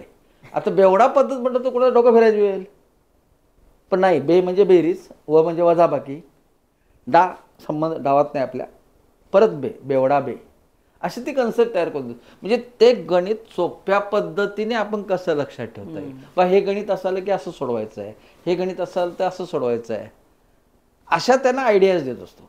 आणि जितक्या तुम्ही आयडियाज तयार कराल, सायन्समध्ये तर भरपूर आयडियाज आहे आमच्याकडे. मी स्वतः ज्याला सायन्स शिकवत होतो ना, मी एन्जॉय करून शिकवलं मुलांना. म्हणजे अख्खा पिरियडिक टेबल आम्ही छानपैकी गाण्यामध्ये बसवला होता. कुठलंही वेगळं काय सूत्र असेल तर ते कसं लक्षात ठेवायचं यांची त्यांना अतिशय सुंदर पद्धतीने, सोप्या पद्धतीने, आजूबाजूचा म्हणतो ना आधार घेऊन त्या मुलांना त्यात उतरवतो. आणि मग ते अरे वा, त्यांना आवडायला लागतं. शिक्षकांना हेच करायचं असतं, बरोबर, की मुलांना ते कसं सोपं करून सांगता येईल, ते करणं, त्यांना कसं आवडेल हे करावं लागतं. आणि कधीही मी मुलांना गणिताचं टेन्शन दिलंच नाही, बरोबर. गणित कसं सोपं आहे हे सांगण्याचा प्रयत्न. म्हणूनच ते मुलांसाठी खूप इझी झालंय खरं तर तुमच्याकडे मॅथ शिकणं. येस म्हणजे मी लकी आहे असं म्हणेन, मुलंही लकी आहेत, पण मीही लकी आहे की मला शिकवायची संधी मिळते. विद्यार्थ्यांचा आत्मविश्वास कसा वाढवता? शिक्षण महत्त्वाचं आहेच, म्हणजे मॅथ्स किंवा इतर विषय शिकवताना त्यांच्यामध्ये कॉन्फिडन्स असणंही गरजेचं आहे, तर तो कसा वाढवता? नाही, मुळामध्ये विषयाची खोली वाढवणं, म्हणजे मुलाला सखोल त्या विषयातलं नॉलेज देणं. पर्टिक्युलर एखादा चॅप्टर आहे, समजा सर्कलचा चॅप्टर शिकवतोय, त्याचं डीप नॉलेज मुलांसमोर मांडायचं, बेसिक सगळं. आणि एकदा त्यांना सगळं समजलं ना की मग ते आवडीने करतात. तुम्ही जोपर्यंत त्यांच्या कन्सेप्ट क्लिअर करत नाही, त्यांच्या काही शंका मनात आहेत त्या दूर करत नाही, तोपर्यंत त्यांना आवड निर्माण होणार नाही. आणि एकदा जर आवड निर्माण झाली नाही तर त्यांना असं होणार आहे गणितासारखा दुसरा अवघड दुसरा विषयच नाही, आणि मुलं तिथं डिस्टर्ब होतात. माझ्याकडे मुलं पहिल्यांदा जे येतात ना, ते नको सर काय मला गणित नाही आवडत, स्पष्ट तोंडावर सांगणारे विद्यार्थी पण आहेत. बरं, तो 8 दिवस बस, 15 दिवस बस, त्याच्यानंतर आपण बोलूया. मग ते 15 दिवसांना पालक सांगतो तो गणितच सोडवतो, बाकीचं सोडवतच नाही, काय करत नाही सर. तो गणितच प्रत्येक वेळेला त्याला गणित म्हणजे होमवर्क गणितचा दिला तो आवडीने करतो. हे शिक्षकावरचं पण कौशल्य आहे ना, बरोबर. आणि त्यामुळे मुलांना ते सोपं. येस. तुम्ही आता वैदिक मॅथ्सच्या फ्रँचायझीसाठी पण हो, आता माझा उद्देश त्याच्याबद्दलचं स्ट्रक्चर काय आहे? नाही, माझा उद्देशच मॅडम असा आहे की प्रत्येक शिक्षकांना विद्यार्थ्यांना वैदिक मॅथ्स शिकवलं पाहिजे. बरोबर. मी केलेल्या स्ट्रक्चरनुसार शिकवलं तर तुमचा वेळ वाचणार, तुमची एनर्जी वाचणार, तुम्हाला चांगले पैसे मिळणार. बरोबर. तुम्ही ठरवायचं आहे. मी फ्रँचायझी देण्याच्या इवन 7th 8th 9th सॉफ्टवेअरसुद्धा फ्रँचायझी देणार आहे, नो डाऊट. आणि वैदिक मॅथ्सचं सुद्धा फ्रँचायझी त्यांना काय काय मिळणार आहे. तर पहिली गोष्ट म्हणजे मी शिकवताना जे व्हिडिओज आहेत ते सगळे व्हिडिओ कोर्स मिळणार. तो विद्यार्थ्यालाही मिळतो, माझ्याकडं तसेही विद्यार्थी आहेत, फक्त वैदिक असं नाही. समजा 10th मॅथमॅटिक्सचा कोर्स पाहिजे त्यांना, तो कोर्स त्यांना मिळतो ना. सगळे व्हिडिओज त्यांना मिळतात. म्हणजे 7चे व्हिडिओ मिळतात, 8चे मिळतात, 9चे मिळतात, 10चे, असेही विद्यार्थी आहेत माझ्याकडे. समजा एखादा विद्यार्थी आता बाहेर आहे, समजा नॉर्थकडचा आहे किंवा दुसरा आहे, आणि माझं ऑनलाईनचं टाइम टेबल जुळत नाही त्याचं, मग तो माझे व्हिडिओ लेक्चर बघतो. मग त्याचाही कोर्स आहे, तोही कोर्स मुलांना देतो मी. आता माझ्या डोक्यात कसं आहे, वैदिक मॅथ्सचं जे मी डेव्हलप केलेलं आहे, व्हिडिओज आहेत म्हणजे 35 व्हिडिओज आहेत, चॅप्टर्स 35 आहेत, आणि 160 पेजचं वर्कबुक आहे. हे शिक्षकांना द्यायचं, त्यांना ट्रेनिंग द्यायचं, त्यांना छानपैकी शिकवायचं, व्हिडिओ द्यायच्या, आणि त्यासाठी तुमची इन्स्टिट्यूट सुरू करा. तुम्हाला आम्ही सॉफ्टवेअर देणार आहोत, फ्रँचायझी आमची घेतली की तुम्हाला सॉफ्टवेअर देणार, तुम्हाला वर्कबुक देणार. जितके विद्यार्थी तुम्ही वर्कबुक तेवढं मागवू शकता, लाईट, किंवा एखादं वर्कबुक पाठवलं त्याचं तुम्ही प्रिंट करून त्या कॉपीज वापरू शकता. आणि उद्देश काही असा की जेणेकरून शिक्षकाचा वेळ वाचला पाहिजे, त्याची एनर्जी वाचली पाहिजे, आणि कलरफुल असल्यामुळं आणि इंटरॅक्टिव्ह असल्यामुळं त्याला शिकवताना एक आनंद झाला पाहिजे. बरोबर. त्या विषयातली खोली त्याला देण्याचा आम्ही प्रयत्न करतोय, आणि त्याने ते तसं फ्रँचायझी देणार. फ्रँचायझी मॉडेल पण तयार केलेलं आहे. साधारणपणे प्रत्येक तालुक्याला एकाच टीचरला फ्रँचायझी देणार आहे. म्हणजे आता समजा तुमचा तालुका असेल एखादा, त्या ठिकाणी दोन तीन फ्रँचायझी नाही देणार आहे, एकच देणार. तालुका, शहर, बॉम्बेत विचार केला तर ईस्ट वेस्ट असे प्रकार असतात. ईस्टला वेगळी फ्रँचायझी, वेस्टला, असं थोडंसं सगळा अभ्यास करून थोडक्यात काय तर शिक्षकाला आम्ही प्रमोट करणार. तू नुसतं बिझनेस नको करू, बिझनेस बरोबर परिपूर्ण विद्यार्थ्यांना दे. बरोबर. त्यासाठी. आणि या प्रसंगी मी तुम्हाला सांगू इच्छितो की ज्या शिक्षकांना असं वाटतं फ्रँचायझी घ्यायची आहे, त्याने आम्ही नंबर देऊ, त्या नंबरवर कॉल करायचा. सर, एखाद्या व्यक्तीला जर फ्रँचायझी घ्यायची असेल तर त्याच्यासाठी त्यांच्याकडे कुठल्या गोष्टी असणं गरजेचं आहे, किंवा काय प्रोसेस असेल फ्रँचायझीसाठी? आपण फ्रँचायझी का देणार आहोत, तर पहिली गोष्ट मी सांगितल्याप्रमाणे वैदिक मॅथ्सचं जे मी बनवलेलं सॉफ्टवेअर आहे, अतिशय त्याचा उपयोग करून छान विद्यार्थ्यांना तुम्ही मार्गदर्शन करू शकता, आणि अतिशय इंटरॅक्टिव्ह पद्धतीने बनवलेलं आहे. त्यामुळे तुमचा वेळ वाचेल, एनर्जी वाचेल, आणि मुलांपर्यंत चांगलं जाईल. बरोबर. दुसरी गोष्ट म्हणजे माझा उद्देश आहे की शिक्षकाला ट्रेनिंग करायचं आहे, शिक्षक विद्यार्थ्यांना ट्रेनिंग करेल. बरोबर. म्हणजे त्याचा फायदा काय होईल की मुलांपर्यंत वैदिक जाईल. आणि हे असण्यासाठी काय आवश्यक आहे, फार मोठं नाही, तुमचा क्लास असला पाहिजे अशी काही गरज नाही. समजा तुम्ही घरी 4 मुलांना जर शिकवलात, हळू वाढतील ना मुलं. कॉम्प्युटर असणं गरजेचं आहे. बरोबर. बरोबर. म्हणजे कॉम्प्युटर असेल समजा, तर कॉम्प्युटरच्या त्या स्क्रीनवर छान तुम्ही, आता मी ज्याला ग्रुप ट्युशन घेतो त्याला स्क्रीनचाच वापर करतो, त्याच्या साह्याने तुम्हाला शिकवतो. तुम्हाला ट्रेनिंग दिलं जातं पहिल्यांदा.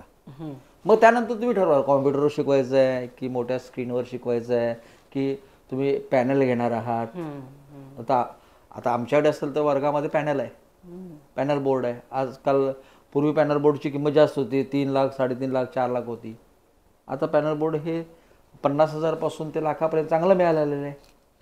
म्हणजे इन्व्हेस्टमेंट फार मोठी आहे असं काही नाही. बरोबर. ते समजा करायचे नसेल तर अगदी सुद्धा विद्यार्थी कमी आहेत, मी पॅनल बोर्ड कशाला घेऊ, इतकी इन्व्हेस्टमेंट का करू, माझा काय क्लास नाही आहे, तर तुम्ही काय करू शकता, एक तर लॅपटॉप किंवा डेस्कटॉप. बरोबर.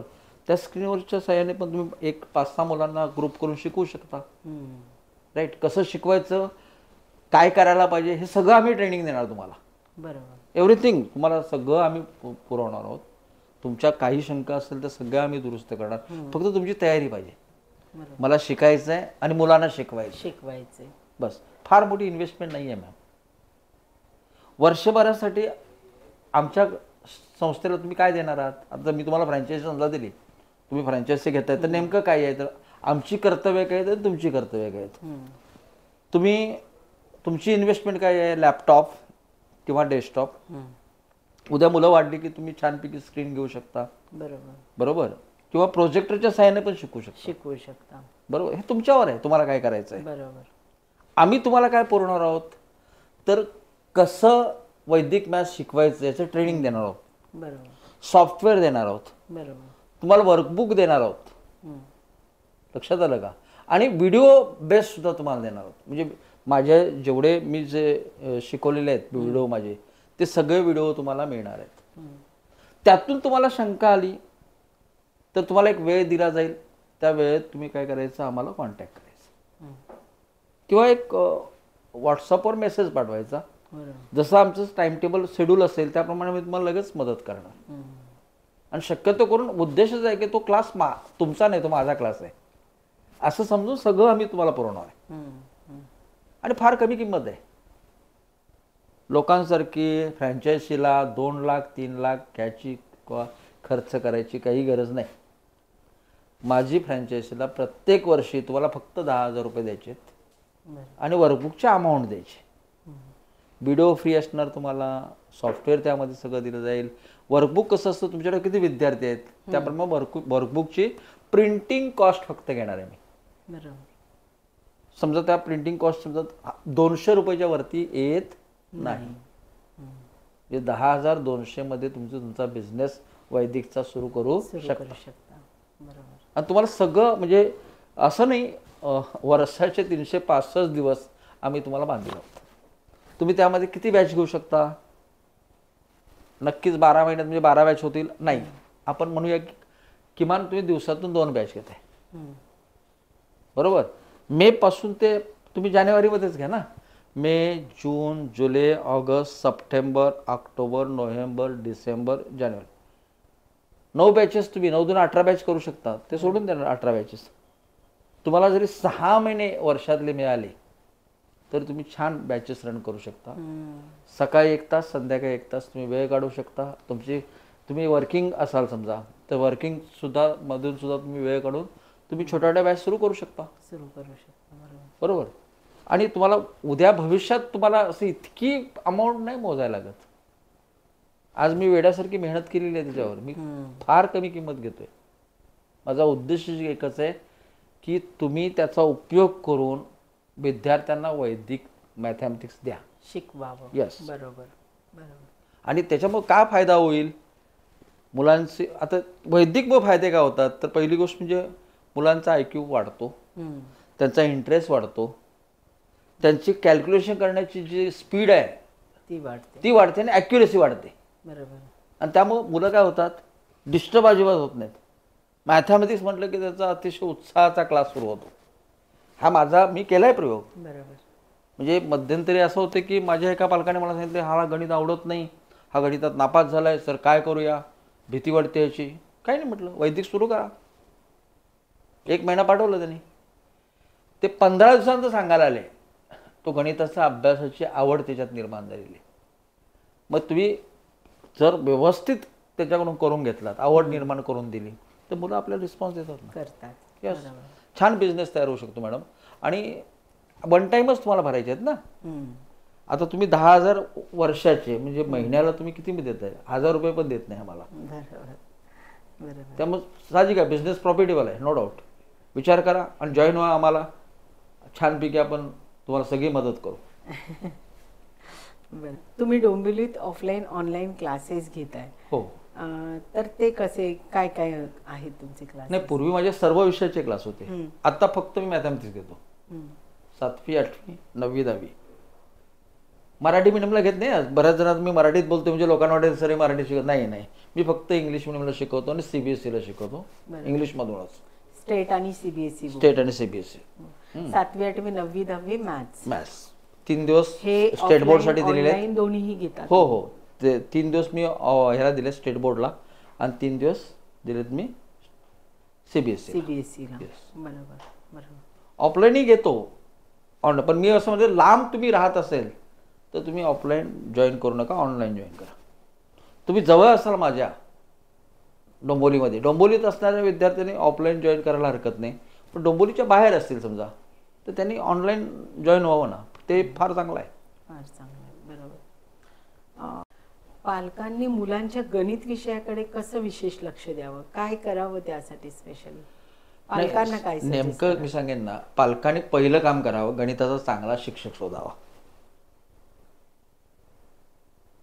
चांगला क्लास शोधावा. पहिलं बरोबर.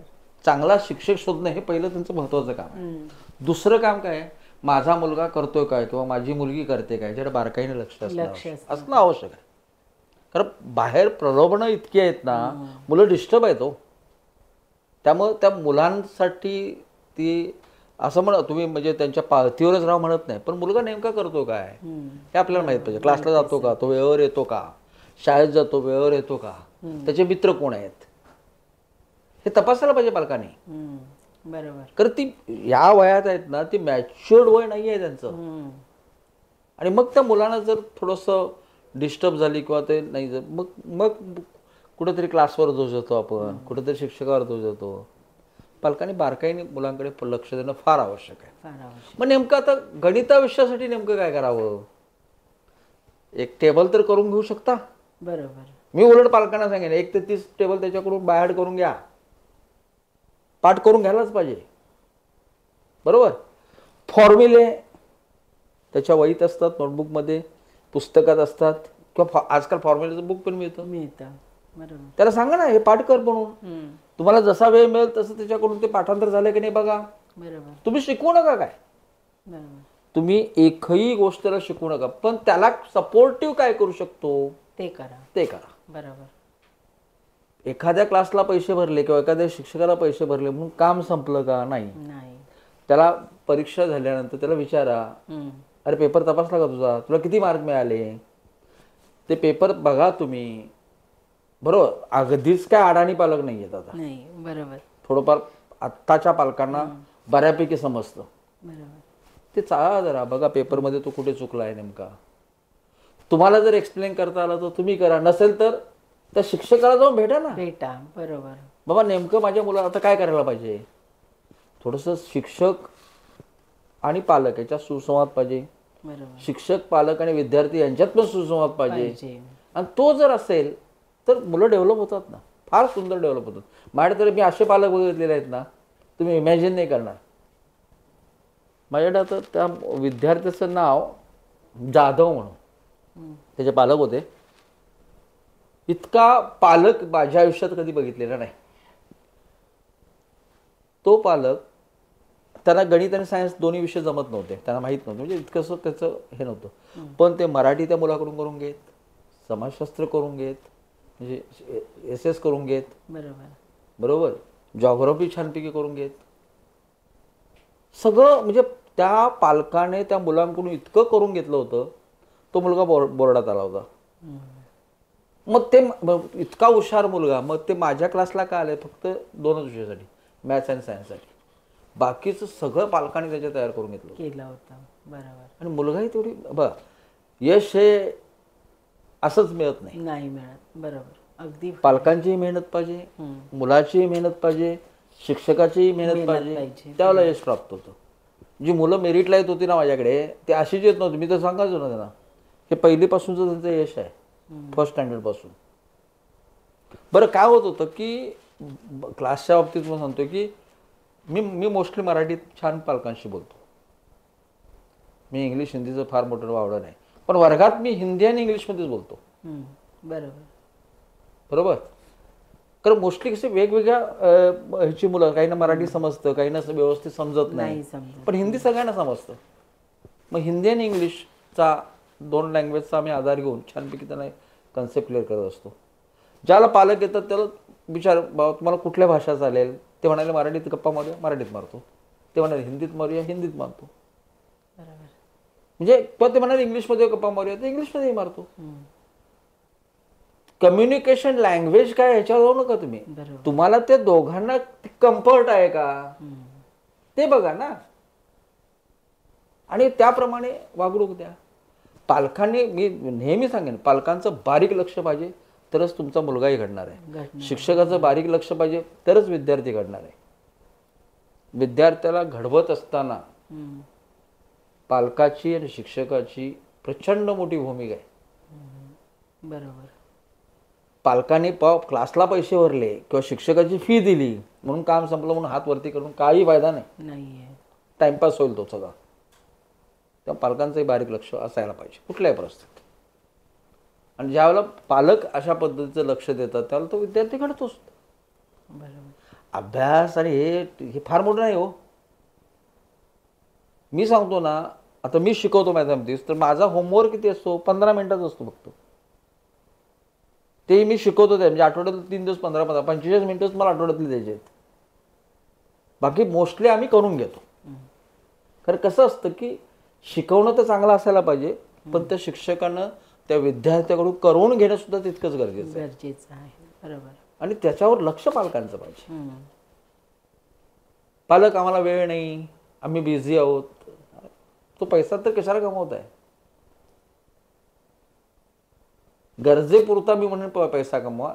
तुमची खरी श्रीमंती आहे ना, ती तुमच्या मुलामध्ये आहे किंवा मुलीमध्ये आहे, तुमच्या पाल्यामध्ये आहे. तेच तुमचं इस्टेट म्हणतो ना आपली, ती इस्टेट तीच आहे.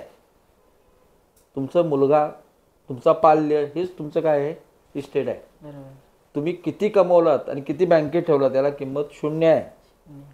तुमचे करोड रुपये जर पोराला तुमचे संस्कार नसतील, लक्षात आलं का, तुम्ही त्याच्यात वेळेत लक्ष दिलं नाही, तर करोडोचे 500 रुपये करायला तो बसलेला आहे. बरोबर. लक्ष द्या ना जरा, थोडासा वेळ काढा. त्या मुलांनाही गरज आहे. मुलाने म्हणतो सगळ्यात मुलं फुलतात आपल्या आई वडिलांकडे. आमच्याकडे कमी फुलतात ती. मोस्टली बरेच विद्यार्थी मी आतापर्यंत बघितलं की मॅक्झिमम 90% मुलं आपल्या आई वडिलांना ते सांगत असतात. शिक्षकाला सांगणारी ही 5-10% आहेत, आई वडिलांना सांगत नाहीत. त्यामुळं पालकांनी बारीक लक्ष द्यायला पाहिजे. बारीक अगदी. आणि जेवढं तुम्ही पेरणार ना, आणि जे पेरणार तेच उगवणार. तुम्ही तिकडे लक्षच दिलं नाही, अपेक्षा मात्र तुम्ही करताय, तर कसं काय यश मिळणार? पालकांनी एक रोल म्हणून का असं सपोर्टिव्ह रोल, स्लीपिंग रोल हा पालकांनी करायला पाहिजे. तुम्हाला काय वाटतं सर की भविष्यात मॅथ शिकवण्याची पद्धत ही पूर्णपणे डिजिटल व्हायला हवी का? शिक्षकाने भरपूर मेहनत घ्यावी लागेल यासाठी मॅडम. तुम्ही इमॅजिन नाही करणार. मी अगदी सुरुवातीला सॉफ्टवेअर बनवायचा विचार केला आणि पहिल्यांदा सुरुवातीला मी ठरवलं की आपण कन्स्ट्रक्शन मुलांना शिकवण्यासाठी आपण सॉफ्टवेअर तयार करूया. मी 2D आणि 3D मध्ये हे सगळं नॉलेज घेतलेलं आहे. आणि मी ते करत असताना जवळजवळ अख्खा 1 दिवस गेला फक्त सर्कल तयार करायला. कारण मला जसं पाहिजे तसं ते फील होत नव्हतं. बरोबर. म्हणजे अगदी सुरुवातीला माझा प्रचंड वेळ गेलाय. म्हणजे माझं सॉफ्टवेअर तयार करायला 2 वर्ष लागली, पहिलं सॉफ्टवेअर व्हायला. आणि त्यातले तुम्ही इमॅजिन नाही करणार, मी 14 ते 15 तास कॉम्प्युटरवर काम करतो. आजही करतो. मला वेळ मिळाला की मी कॉम्प्युटरवर. म्हणजे आज सुद्धा मी इकडे येण्या अगोदर सुद्धा मला एक नवीन हे ट्रिक्स मिळाली असंच वाचनामध्ये. मी ती बनवल्याशिवाय बाहेर नाही पडलो. म्हणजे इतकं मी गुंतलेलो आहे त्यामध्ये. बरोबर. आणि त्याच्यामुळे ह्या नवीन डिजिटल पद्धतीचा फायदा काय होणार माहिती आहे का? पहिला फायदा होणार शिक्षकांना. बरोबर. की परफेक्ट त्यांच्यासमोर काहीतरी आहे मुलांना सांगण्यासाठी. दुसरा फायदा असा होणार आहे, त्यांचा वेळ वाचणार आहे, त्यांची एनर्जी वाचणार आहे. तर काय होतं की सर्टन एज झाल्यानंतर शिक्षक कंटाळतो लिहायला, वाकडी तिकडे अक्षरे काढतो. चांगला अक्षर पूर्वी, आताही सांगतो, पूर्वी ज्या पद्धतीने मी बोर्डवर लिहायचो ना तितकं सुंदर लिहिता येत नाही मला. मी आळस करतो, म्हणायला हरकत नाही. पण माझ्या टेक्निकमुळे ना इतकं सुंदर ते सगळं बोर्डवर आहे ना, तुम्हाला फक्त क्लिक करायचं आहे आणि छानपैकी मुलांशी संवाद साधायचा आहे. आणि इतकं डिजिटल टेक्नॉलॉजीचा फायदा असा आहे, तुम्हाला आता रिव्हिजन करताना आपण पहिल्यांदा रिव्हिजन करताना शिकवताना जितक्या उत्साहात असतो तितका उत्साह रिव्हिजनमध्ये नसतो, कारण का आपण तेवढं शॉर्टकटमध्ये बोलत असतो. पण इथं तसं नाही ना, फक्त क्लिक करायचं आणि छान बोलायचं मुलांशी. तुम्ही 10 वेळा रिव्हिजन घ्या तरी तुम्हाला कंटाळा येणार नाही, मुलांना आवड निर्माण होणार. हा फायदा होणार आहे डिजिटल सिस्टीमचा. दुसरी गोष्ट म्हणजे तुमचा वेळ वाचला, एनर्जी वाचली. कमी वेळात शिकवून झाल्यामुळं तुम्ही आवडीने त्यांची रिव्हिजन करता. मुलांना परफेक्ट समजल्यामुळं ती परीक्षेत आनंदाने पेपर लिहितात. बरोबर. म्हणजे माझ्याकडे असं होतंय ना मॅम, की मुलं मला विचारतात, सर परीक्षा कधी यायची. आम्ही टाइम टेबल ऑलरेडी दिलेलं असतं. कधी कधी काय होतं की एखादा भाग शिकवताना राहतो, मग तो दुसऱ्या दिवशी होतो, मग त्या वेळेत समजा झालं नाही तर एक्स्ट्रा आम्ही घेतो. बरोबर. मग किंवा एखाद्या दिवशी काय होतं की त्या वेळेला परीक्षा घेता येत नाही, समजा दुसरं काहीतरी मुलांचं एक्स्ट्रा असतं. मुलं परीक्षापूर्वी कसं राहिली तर आनंद व्हायचा त्यांना. माझ्याकडे तसं होत नाही.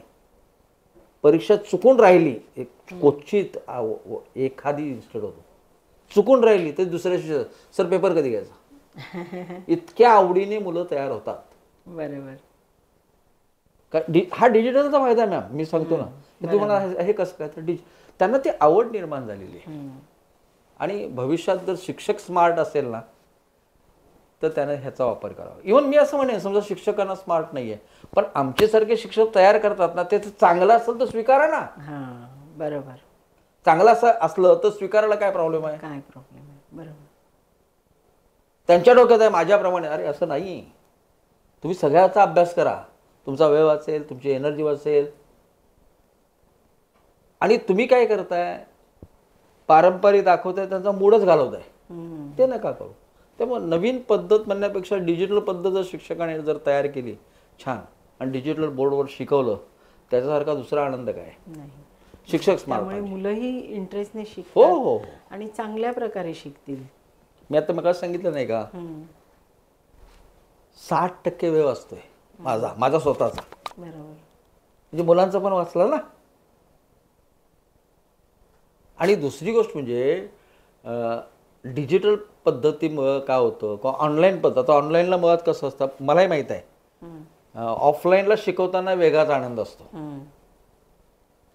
बरोबर. मुलांना ऑफलाईन आवडतं, नो डाऊट. ऑनलाईनला सुद्धा विद्यार्थी जर प्रामाणिक असेल ना, त्याच्यासारखा फायदा कुठेच नाही. वेळ वाचलेला असतो, पैसे वाचतात, एनर्जी वाचते, कमी वेळात सगळं होतंय. आणि वेळ वाचणं हे फार मोठं गरजेचं आहे. त्यामुळे हे मुलं पालकच म्हणतो त्याला नाही, ऑनलाईन समजत नाही. 1 मिनिटात सगळा उतारा करतो. आता माझ्यासारखा माणूस 6 वर्ष वेड्यासारखं काम करतो याच्यावर की ऑनलाईन कसं चांगलं करता येईल मुलांसाठी. त्याला तुम्ही मारूनच टाकताय लगे एका शब्दात. मी बोल पालकांना, तुम्ही एक नाही 8 दिवस बघा. बरोबर. 8 दिवस बघा, तुम्हाला असं वाटलं की फायदा होतोय तर ॲडमिशन कंटिन्यूस करा. मुळामध्ये ऑनलाईन शिकवण्याची पण एक टेक्निक आहे. जशी ऑफलाईन शिकवण्याची टेक्निक तशी ऑनलाईन शिकवण्याची पण एक टेक्निक आहे. आणि त्याचा जर आधार घेतला. बरं, दुसरी गोष्ट काय होतं, आम्ही ऑनलाईनला करतो, शिकवतो, त्याच्यानंतर त्याचा व्हिडिओ कोर्स पण देतो. बरोबर. म्हणजे समजा एखाद्या दिवशी ते लेक्चर चुकलं तर तो विदिन अ सेकंद ह्याच्यावर जाऊ शकतो, ॲपवर जाऊ शकतो. ॲप बनवलेलं आहे, ॲपवर तो व्हिडिओ ओपन करू शकतो, बघू शकतो. बरोबर. त्याचे फायदे पण आहेतच ना. पालक एकच बोलतो, अहो ऑनलाईन त्याला समजत नाही. हे विचार करा, पहिल्यांदा कुठलाही शिक्षक पहिल्यांदा समजतं का तर बघा, लगेच उत्तर का देत आहे. याचं कारण त्या मुलांनी शोध लावलेले आहेत. कोरोनाच्या काळामध्ये शाळेत ऑनलाईन शिकवत होते, क्लासवाले पण ऑनलाईन शिकवत होते, माझ्यासारखा शिक्षक पण ऑनलाईन अगोदरपासून शिकवतो, तोही शिकवत होता. मुलं काय करायची, एकदा व्हिडिओ म्हणजे स्टार्ट झालं लेक्चर की 2-3 मिनिटां हळूच व्हिडिओ बंद करायचे आणि काय व्हायचे. आणि मुळामध्ये आत्ताच्या ह्या शिक्षण पद्धतीमधला सर्वात मोठा तोटा आहे, मुलांना फेल करायचं नाही. ही कुठली पद्धत? मुलांना फेलच करायचं नाही, ही पद्धत कुठली? नाही मग त्यांना टेन्शन होतं, मग ते सुसाईड करू शकतात. अरे शिक्षणामध्ये चांगले मार्क मिळाले म्हणजेच आयुष्य नाही ना. बरोबर. गणितामध्ये 100 पैकी 100 मिळाला म्हणजे तो परिपूर्ण उद्या भविष्यात यशस्वी होणार असंही काही नाहीये. असंही काही नाही. बरोबर. परिपूर्णानुसार म्हणण्यापेक्षा तुम्ही यशस्वी कधी होताय, तुम्ही संयमी असाल तर यशस्वी होणार आहात. तुम्ही उतावळे असाल तर कधी यशस्वी होणार नाहीत. ते एखादं अपयश सुद्धा पचवायला तेवढी ताकद पण पाहिजे ना. बरोबर. म्हणजे सगळेच रिझल्ट हे अगोदर करतात मुलं. तुम्ही कुठल्याही गोष्टीला अपयश आलं तर नाही, कधीच ते व्हायचं नाही. बरोबर. आणि करा ना, तुम्हाला भरपूर काही गोष्टी आहेत करण्यासारख्या. आणि अभ्यास म्हणजे मी ते लोकांच्या अभ्यासाची व्याख्या काय माहीत नाही, माझी साधी व्याख्या आहे ज्याच्यामध्ये आपल्याला आनंद मिळतो जे केल्याने तो अभ्यास. बरोबर. गणिताचा सोडवल्यानंतर तुला आनंद मिळतो का, म्हणजे तुझा अभ्यास बरोबर आहे. तो जर तुला आनंद मिळत नसेल तर तुझा अभ्यास चुकीचा आहे. साधा आहे ना. बरोबर. तुम्ही काय ते आनंदाने कुठली गोष्ट स्वीकारा. तुम्ही जर आनंदाने स्वीकारलेत ना, तुम्ही नर्वस असाल तर कसं काय यशस्वी होणार. तुम्ही नर्वसच राहणार आहात. नेहमी म्हणतो स्पोर्ट्स स्पिरिट पाहिजे विद्यार्थ्यामध्ये. मग अशी मला बोलता बोलता मला हे सांगायचं होतं. मी तर म्हणलं स्पोर्टमॅन आहे ना तो कधीच पाठी पडत नाही. माझ्याकडे उलट आहे. माझ्याकडे मेरिटला येणारा विद्यार्थी अंडर-19 क्रिकेटचं निवडलेला विद्यार्थी आहे. म्हणजे अशी मुलं आहेत की ग्राउंडवर खेळतात भरपूर, पण प्रामाणिकपणे अभ्यासही करतात, छान मार्कही मिळवतात. म्हणजे तो खेळतो म्हणजे मार्क कमी मिळवतो हे डोक्यातून पहिलं कर. मी उलट म्हणेन जो स्पोर्ट्स स्पिरिट असतो ना तो जिद्दीने करतो, कारण त्याला हारणं माहीत नसतं. बघा ना, माहित नसतं. एखादा क्रिकेटर आहे समजा, तो छक्का किंवा फोर मारण्याच्या नादात असतो ना, तो म्हणतो का ये आणि माझी बेल सोडवून जा म्हणून नाही. कुठलाही विद्यार्थी असो तो स्पोर्ट्स स्पिरिट पाहिजे आणि थिंकिंग पॉझिटिव्ह पाहिजे हो जीवनाकडे. पॉझिटिव्ह पाहिजे. बरोबर. नेहमी मला हे जमत नाही, मला हे नकारात्मक का. तुम्ही सांगा ना, त्याला जमतं ना मलाही जमणार. तो अभ्यास करतो ना मग मी पण करणार. बरोबर. त्याला पैकीच्या पैकी मार्क आहेत ना मलाही मिळतील. तू मेहनतच करत नाहीस तर तुला कसं काय मिळतील. मेहनत कर बाई ना. अवघड कुठली जादू टेक्निक भेटेक काही नाही. कष्ट हे सर्वांचं उत्तर आहे. उत्तर आहे. अगदी बरोबर. आणि सगळ्यात शिक्षणासाठी जरी चांगला शिक्षक शोधणं, गुरु शोधणं ही काळाची गरज आहे. गरज आहे. बरोबर. आता इतके क्लासेस आणि इतके शिक्षक झाले आहेत आणि त्याच्यातून एक चांगला शिक्षक शोधून आपल्या मुलांना त्यांच्या स्वाधीन करणे हे खूप फार सोपं आहे मॅम.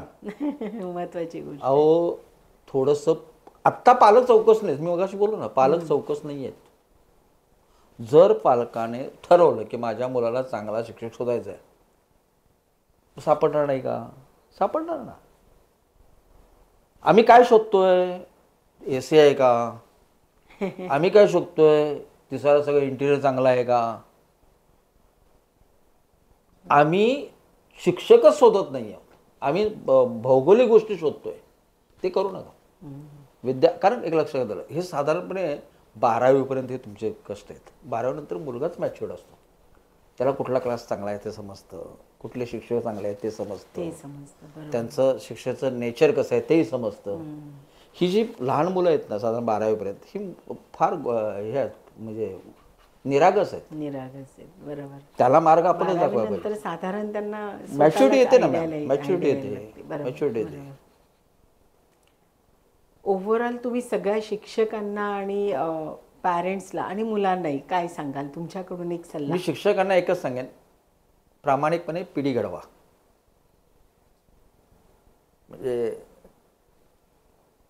मला नोकरीच मिळाली नाही म्हणून मी शिक्षकाकडे बोललो ते नका करू. आवडीने शिक्षक व्हा ना. कुठला जातीचा आधार घेऊन शिक्षक म्हणू नका. मी तर शिक्षण पद्धतीवर मी नाराज आहे. कुठल्याही शिक्षकाची जात बघू नका, त्याचं टॅलेंट बघा आणि शाळेत घ्या. हे क्लासेस पण बंद पडतील. चांगला शिक्षक असेल, विद्यार्थी घडवत असेल तर क्लास कशाला पाहिजे. हे हा मेकअपच नको आहे.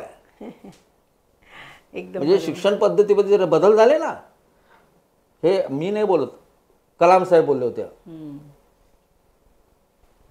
स्वर्गीय कलाम साहेब काय बोलले होते, चांगला गुरु चांगला असला तर सर्व छान होणार आहे.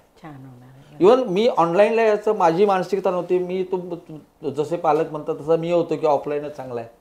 मी ऑनलाईनला आलो फक्त कलाम साहेबांमुळे. कलाम साहेब एकदा एका कार्यक्रमात बोलले होते, इंडियामध्ये एज्युकेशन सारख्या लेवलवर नाही आहे, भिन्नता आहे एज्युकेशन. याचं कारणच आहे, श्रीमंत माणूस मोठमोठे क्लास मोठमोठा शिक्षक शोधतोय आणि गरीब तिकडे कोणच नाही.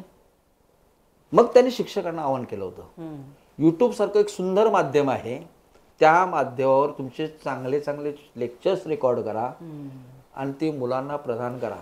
हे त्यांची वाक्य आहेत हो. म्हणजे त्यांनी किती ओळखलंय पुढची गोष्टी. म्हणजे हे ऑनलाईन मेथड वाईट नाही आहे. नाहीये, बरोबर. कारण चांगला जर शिक्षक मिळाला आणि चांगलं नॉलेज मिळालं त्या माध्यमातून, आता युट्यूब तर फ्री आहे, पण विद्यार्थी पण तेवढा तितका ताकदीचा लागतो ना घेणारा. बरोबर बरोबर. काय होतं की आपण त्याला दुबळं बनवलंय, आपणच पालक बनतोय, त्याला ऑनलाईन नाही समजत. त्या मुलाला जर आपण इंटरेस्ट दिला वाढवून, त्या मुलाला आपण समजावून सांगितलं की बघ रे, एकदा दोनदा प्रयत्न कर, तीनदा शोध, जरा समजतं का बघ, तर त्याचा वेळ वाचेल ना.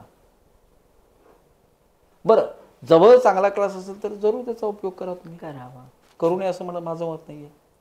पण हे एज्युकेशनची व्यवस्था आहे ना, जर चांगल्या शिक्षकाने चांगले त्यांचे व्हिडिओ बनवले, चांगले टॉपिकवर चांगल्या पद्धतीने जर लोकांसमोर मुलांसमोर मांडलं, तर नक्कीच मुलांना फायदा होणार आहे या माध्यमाचा सुद्धा, आणि ही दूर होईल.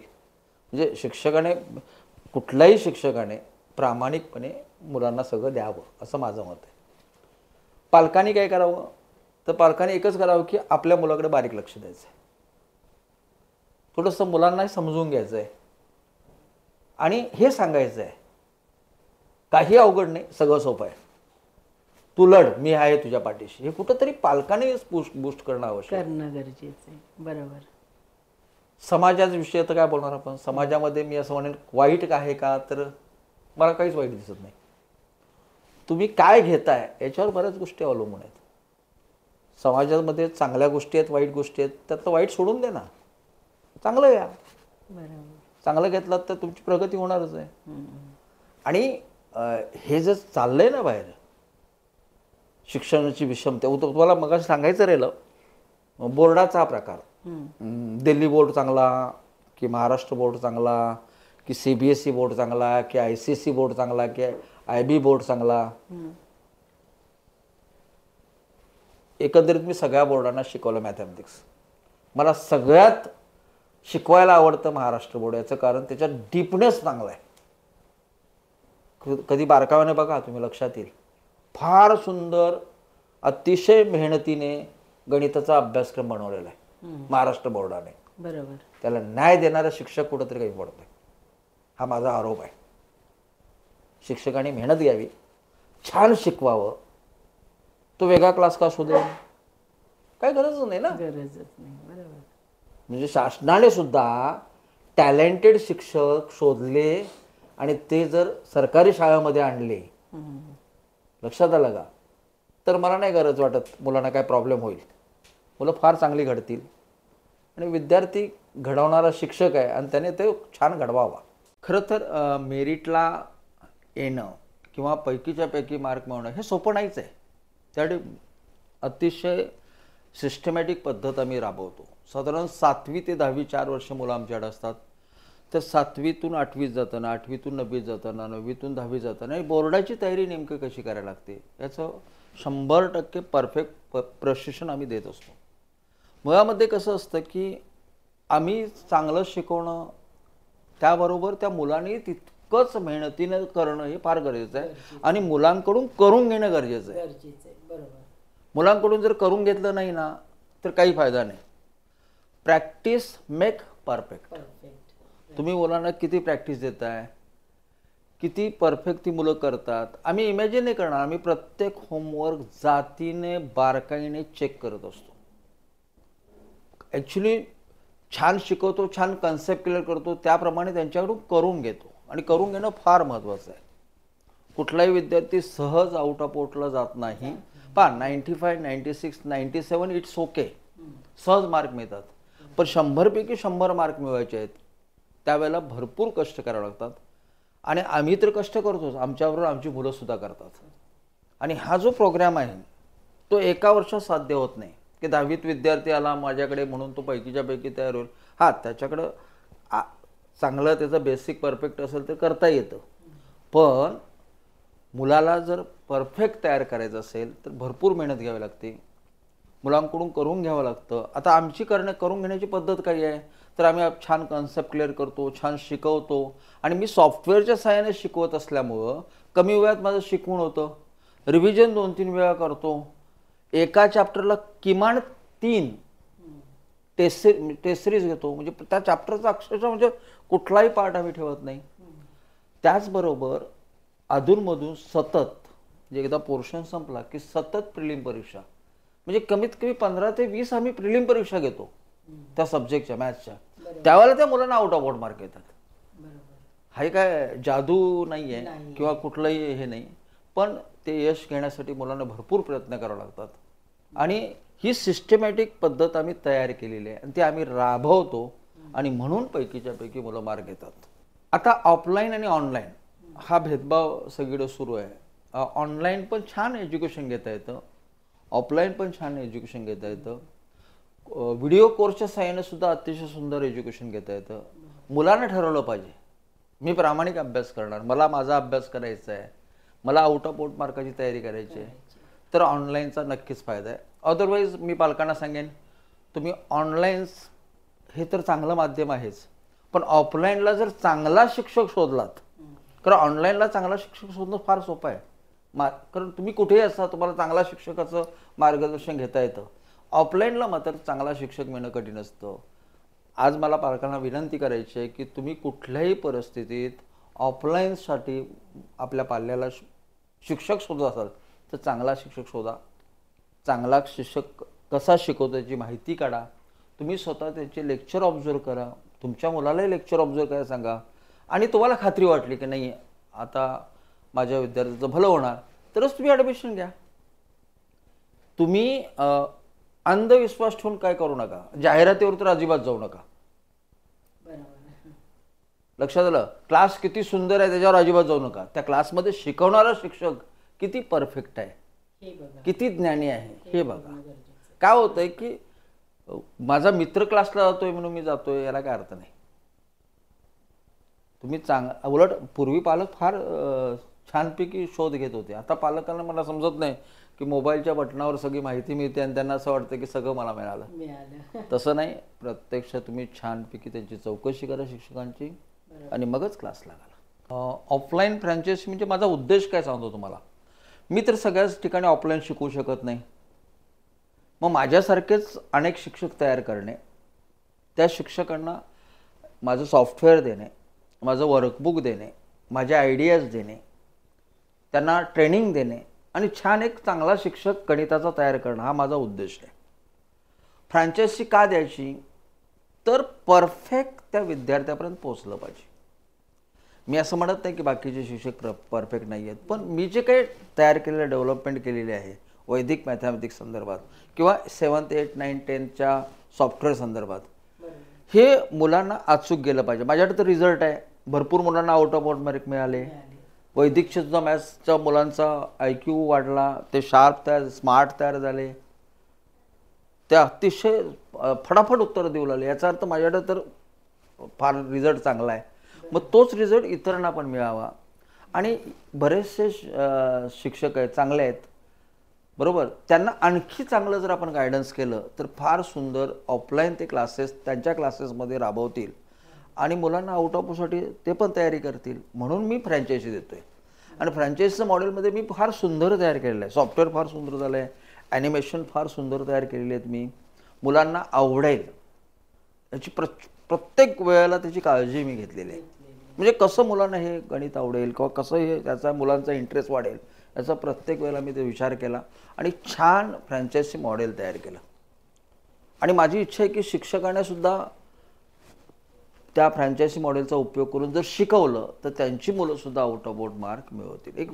एक फार सिस्टमॅटिक साचा तयार केलेला आहे आणि ती फ्रँचायझी आम्ही देतो म्हणजे काय करतो, त्यांना सॉफ्टवेअर संदर्भात सगळी माहिती देतो, सॉफ्टवेअर समजावून सांगतो, त्यांना ट्रेनिंग देतो, त्यांना एक वर्कबुक छान बनवलेलं आहे ते वर्कबुक पण देतो आणि पहिला चॅप्टर, दुसरा चॅप्टर, तिसरा चॅप्टर असे 35 चॅप्टर वैदिक मॅथ्समध्ये आहेत.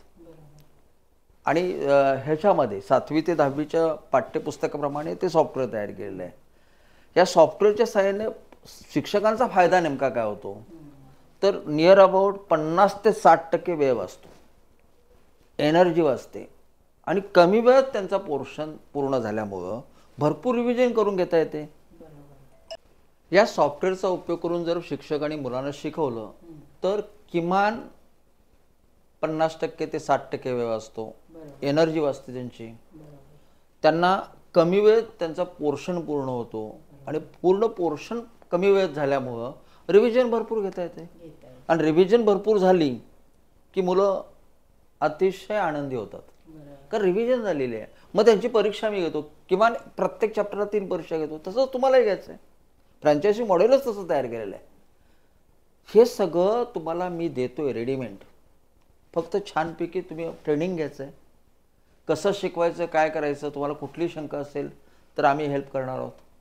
आणि तुमचं इन्स्टिट्यूट आहे, तुमचा क्लास आहे, आणखी जोमाने तुम्ही चालवावा. त्या मुलांना पैकीच्या पैकी मार्कांची तयारी करावी आणि हे माझं जे नॉलेज आहे हे इतरांपर्यंत जावं. हाच एक स्वार्थ आहे फ्रँचायझी देण्यामध्ये. पैसे फार मोठे नाही आहेत, फार कमी पैशामध्ये तुम्हाला आम्ही फ्रँचायझी उपलब्ध करतोय. तुम्ही फक्त कॉन्टॅक्ट करा. तुमची तयारी पाहिजे की मला माझ्या पाल्याला किंवा माझ्या स्टुडंटला आउट ऑफ आउटसाठी तयार करायचं आहे. आम्ही तुम्हाला नक्कीच मदत करू आणि 100% सांगतो तुमचा बिझनेस आहेपेक्षा किमान 10 पट वाढणार आहे. म्हणून फ्रँचायझी घ्या. आणि मी सांगतो म्हणून नाही, तुम्ही माझ्याशी बोला, ते बघा, आम्ही कसं काम केलंय त्याचाही विचार करा आणि काम परफेक्ट आहे 100%. एक पहिलं वर्ष तरी घेऊन बघा, तुम्हाला नक्कीच अनुभव, तुम्हाला एका 8 दिवसात अनुभव येणार आहे आणि 8 दिवसात तुम्हाला लक्षात राहील ही सुंदर फार पद्धत आहे आणि याचा आपण वापर करायला पाहिजे. आणि 100% तुमच्या बिझनेसची ग्रोथ होणार आहे ना. आणि फ्रँचायझीला गुरुकुल स्टडी सेंटर किंवा गुरुकुल वैदिक मॅथमॅटिक्स हे नाव असणार नाही, तुमच्या इन्स्टिट्यूटचं नाव असणार आहे. त्यामुळे तुम्हाला आणखी फायदा होणार आहे. म्हणजे व्हाईट लेबल जो प्रकार आज बाहेर चालतो तोच आम्ही सुद्धा करून देणार आहोत. म्हणजे तुमच्या इन्स्टिट्यूटला आम्ही नाव पण देणार आहोत. तुमचं नाव जे आहे ते सॉफ्टवेअरमध्ये पण टाकणार आहोत, वर्कबुकमध्ये टाकणार आहोत. त्यामुळे तुम्हाला बिझनेसमध्ये नक्कीच त्याचा फायदा होणार आहे. आणि मित्र, मी सांगतोय म्हणून तरी थोडासा विचार करा. आणखी आपला बिझनेस डिजिटली कसा पुढे घेऊन जाता येईल. हे डिजिटल माध्यम आहे, फार सुंदर आहे, फार वॉस्ट आहे आणि याची डीपनेस तर प्रचंड आहे. तुम्ही जितकं त्याचा विचार कराल तितकं तुम्ही पुढचं बघू शकता आणि इतकं सुंदर आहे आणि मी फार मेहनतीने तयार केलेलं आहे. नक्कीच त्याचा लाभ घ्या. ही तुम्हाला अशी गप्पा करून खूप छान वाटलं. खूप बरीच माहिती मिळाली. धन्यवाद, तुम्ही इथे आलात आमच्या प्लॅटफॉर्मला, खूप छान माहिती आम्हाला दिली, त्यासाठी धन्यवाद. थँक्यू. मित्रांनो, हे होते संभाजी बुगडे सर, ज्यांच्याशी आपला झालेला खास आणि ज्ञानवर्धक संवाद तुम्हाला कसा वाटला कमेंटमध्ये नक्की सांगा. तुम्हालाही जर त्यांच्याकडून फ्रँचायझी घ्यायची असेल तर मी खाली नंबर देत आहे, शिवाय डिस्क्रिप्शनमध्येही मी नंबर देत आहे, त्यांच्याशी नक्की कॉन्टॅक्ट करा. तुम्हालाही मॅथ्स सोप्या पद्धतीने शिकायचं असेल तर ऑनलाईन ऑफलाईन दोन्ही पद्धती त्यांच्याकडे अवेलेबल आहेत. त्यांच्याशी कॉन्टॅक्ट करा आणि आपली मॅथ्स शिकवण्याची पद्धत अजून सोपी आणि जलद बनवा. त्यांनी बनवलेले व्हिडिओ कोर्सेसही खूप छान आहेत. एकदा नक्की पहा, यूट्यूब चॅनलवरती ते अवेलेबल आहेत. शिवाय त्यांनी बनवलेले सॉफ्टवेअर, त्यांची फ्रँचायझी मॉडेल, हे सगळं खरंच खूप छान आहे. एकदा त्यांच्याशी कॉन्टॅक्ट करून नक्की या सगळ्याची माहिती घ्या. आणि आजचा पॉडकास्ट तुम्हाला कसा वाटला हे कमेंटमध्ये नक्की सांगा. चॅनलला सबस्क्राईब करायला विसरू नका. व्हिडिओला शेअर करा, लाईक करा. असे छान ज्ञानवर्धक पॉडकास्ट पाहण्यासाठी आमच्या चॅनलशी कनेक्टेड राहा. बिझनेस टॉक मराठी, तुमच्या आमच्यासाठी, यशस्वी उद्योजकांसाठी.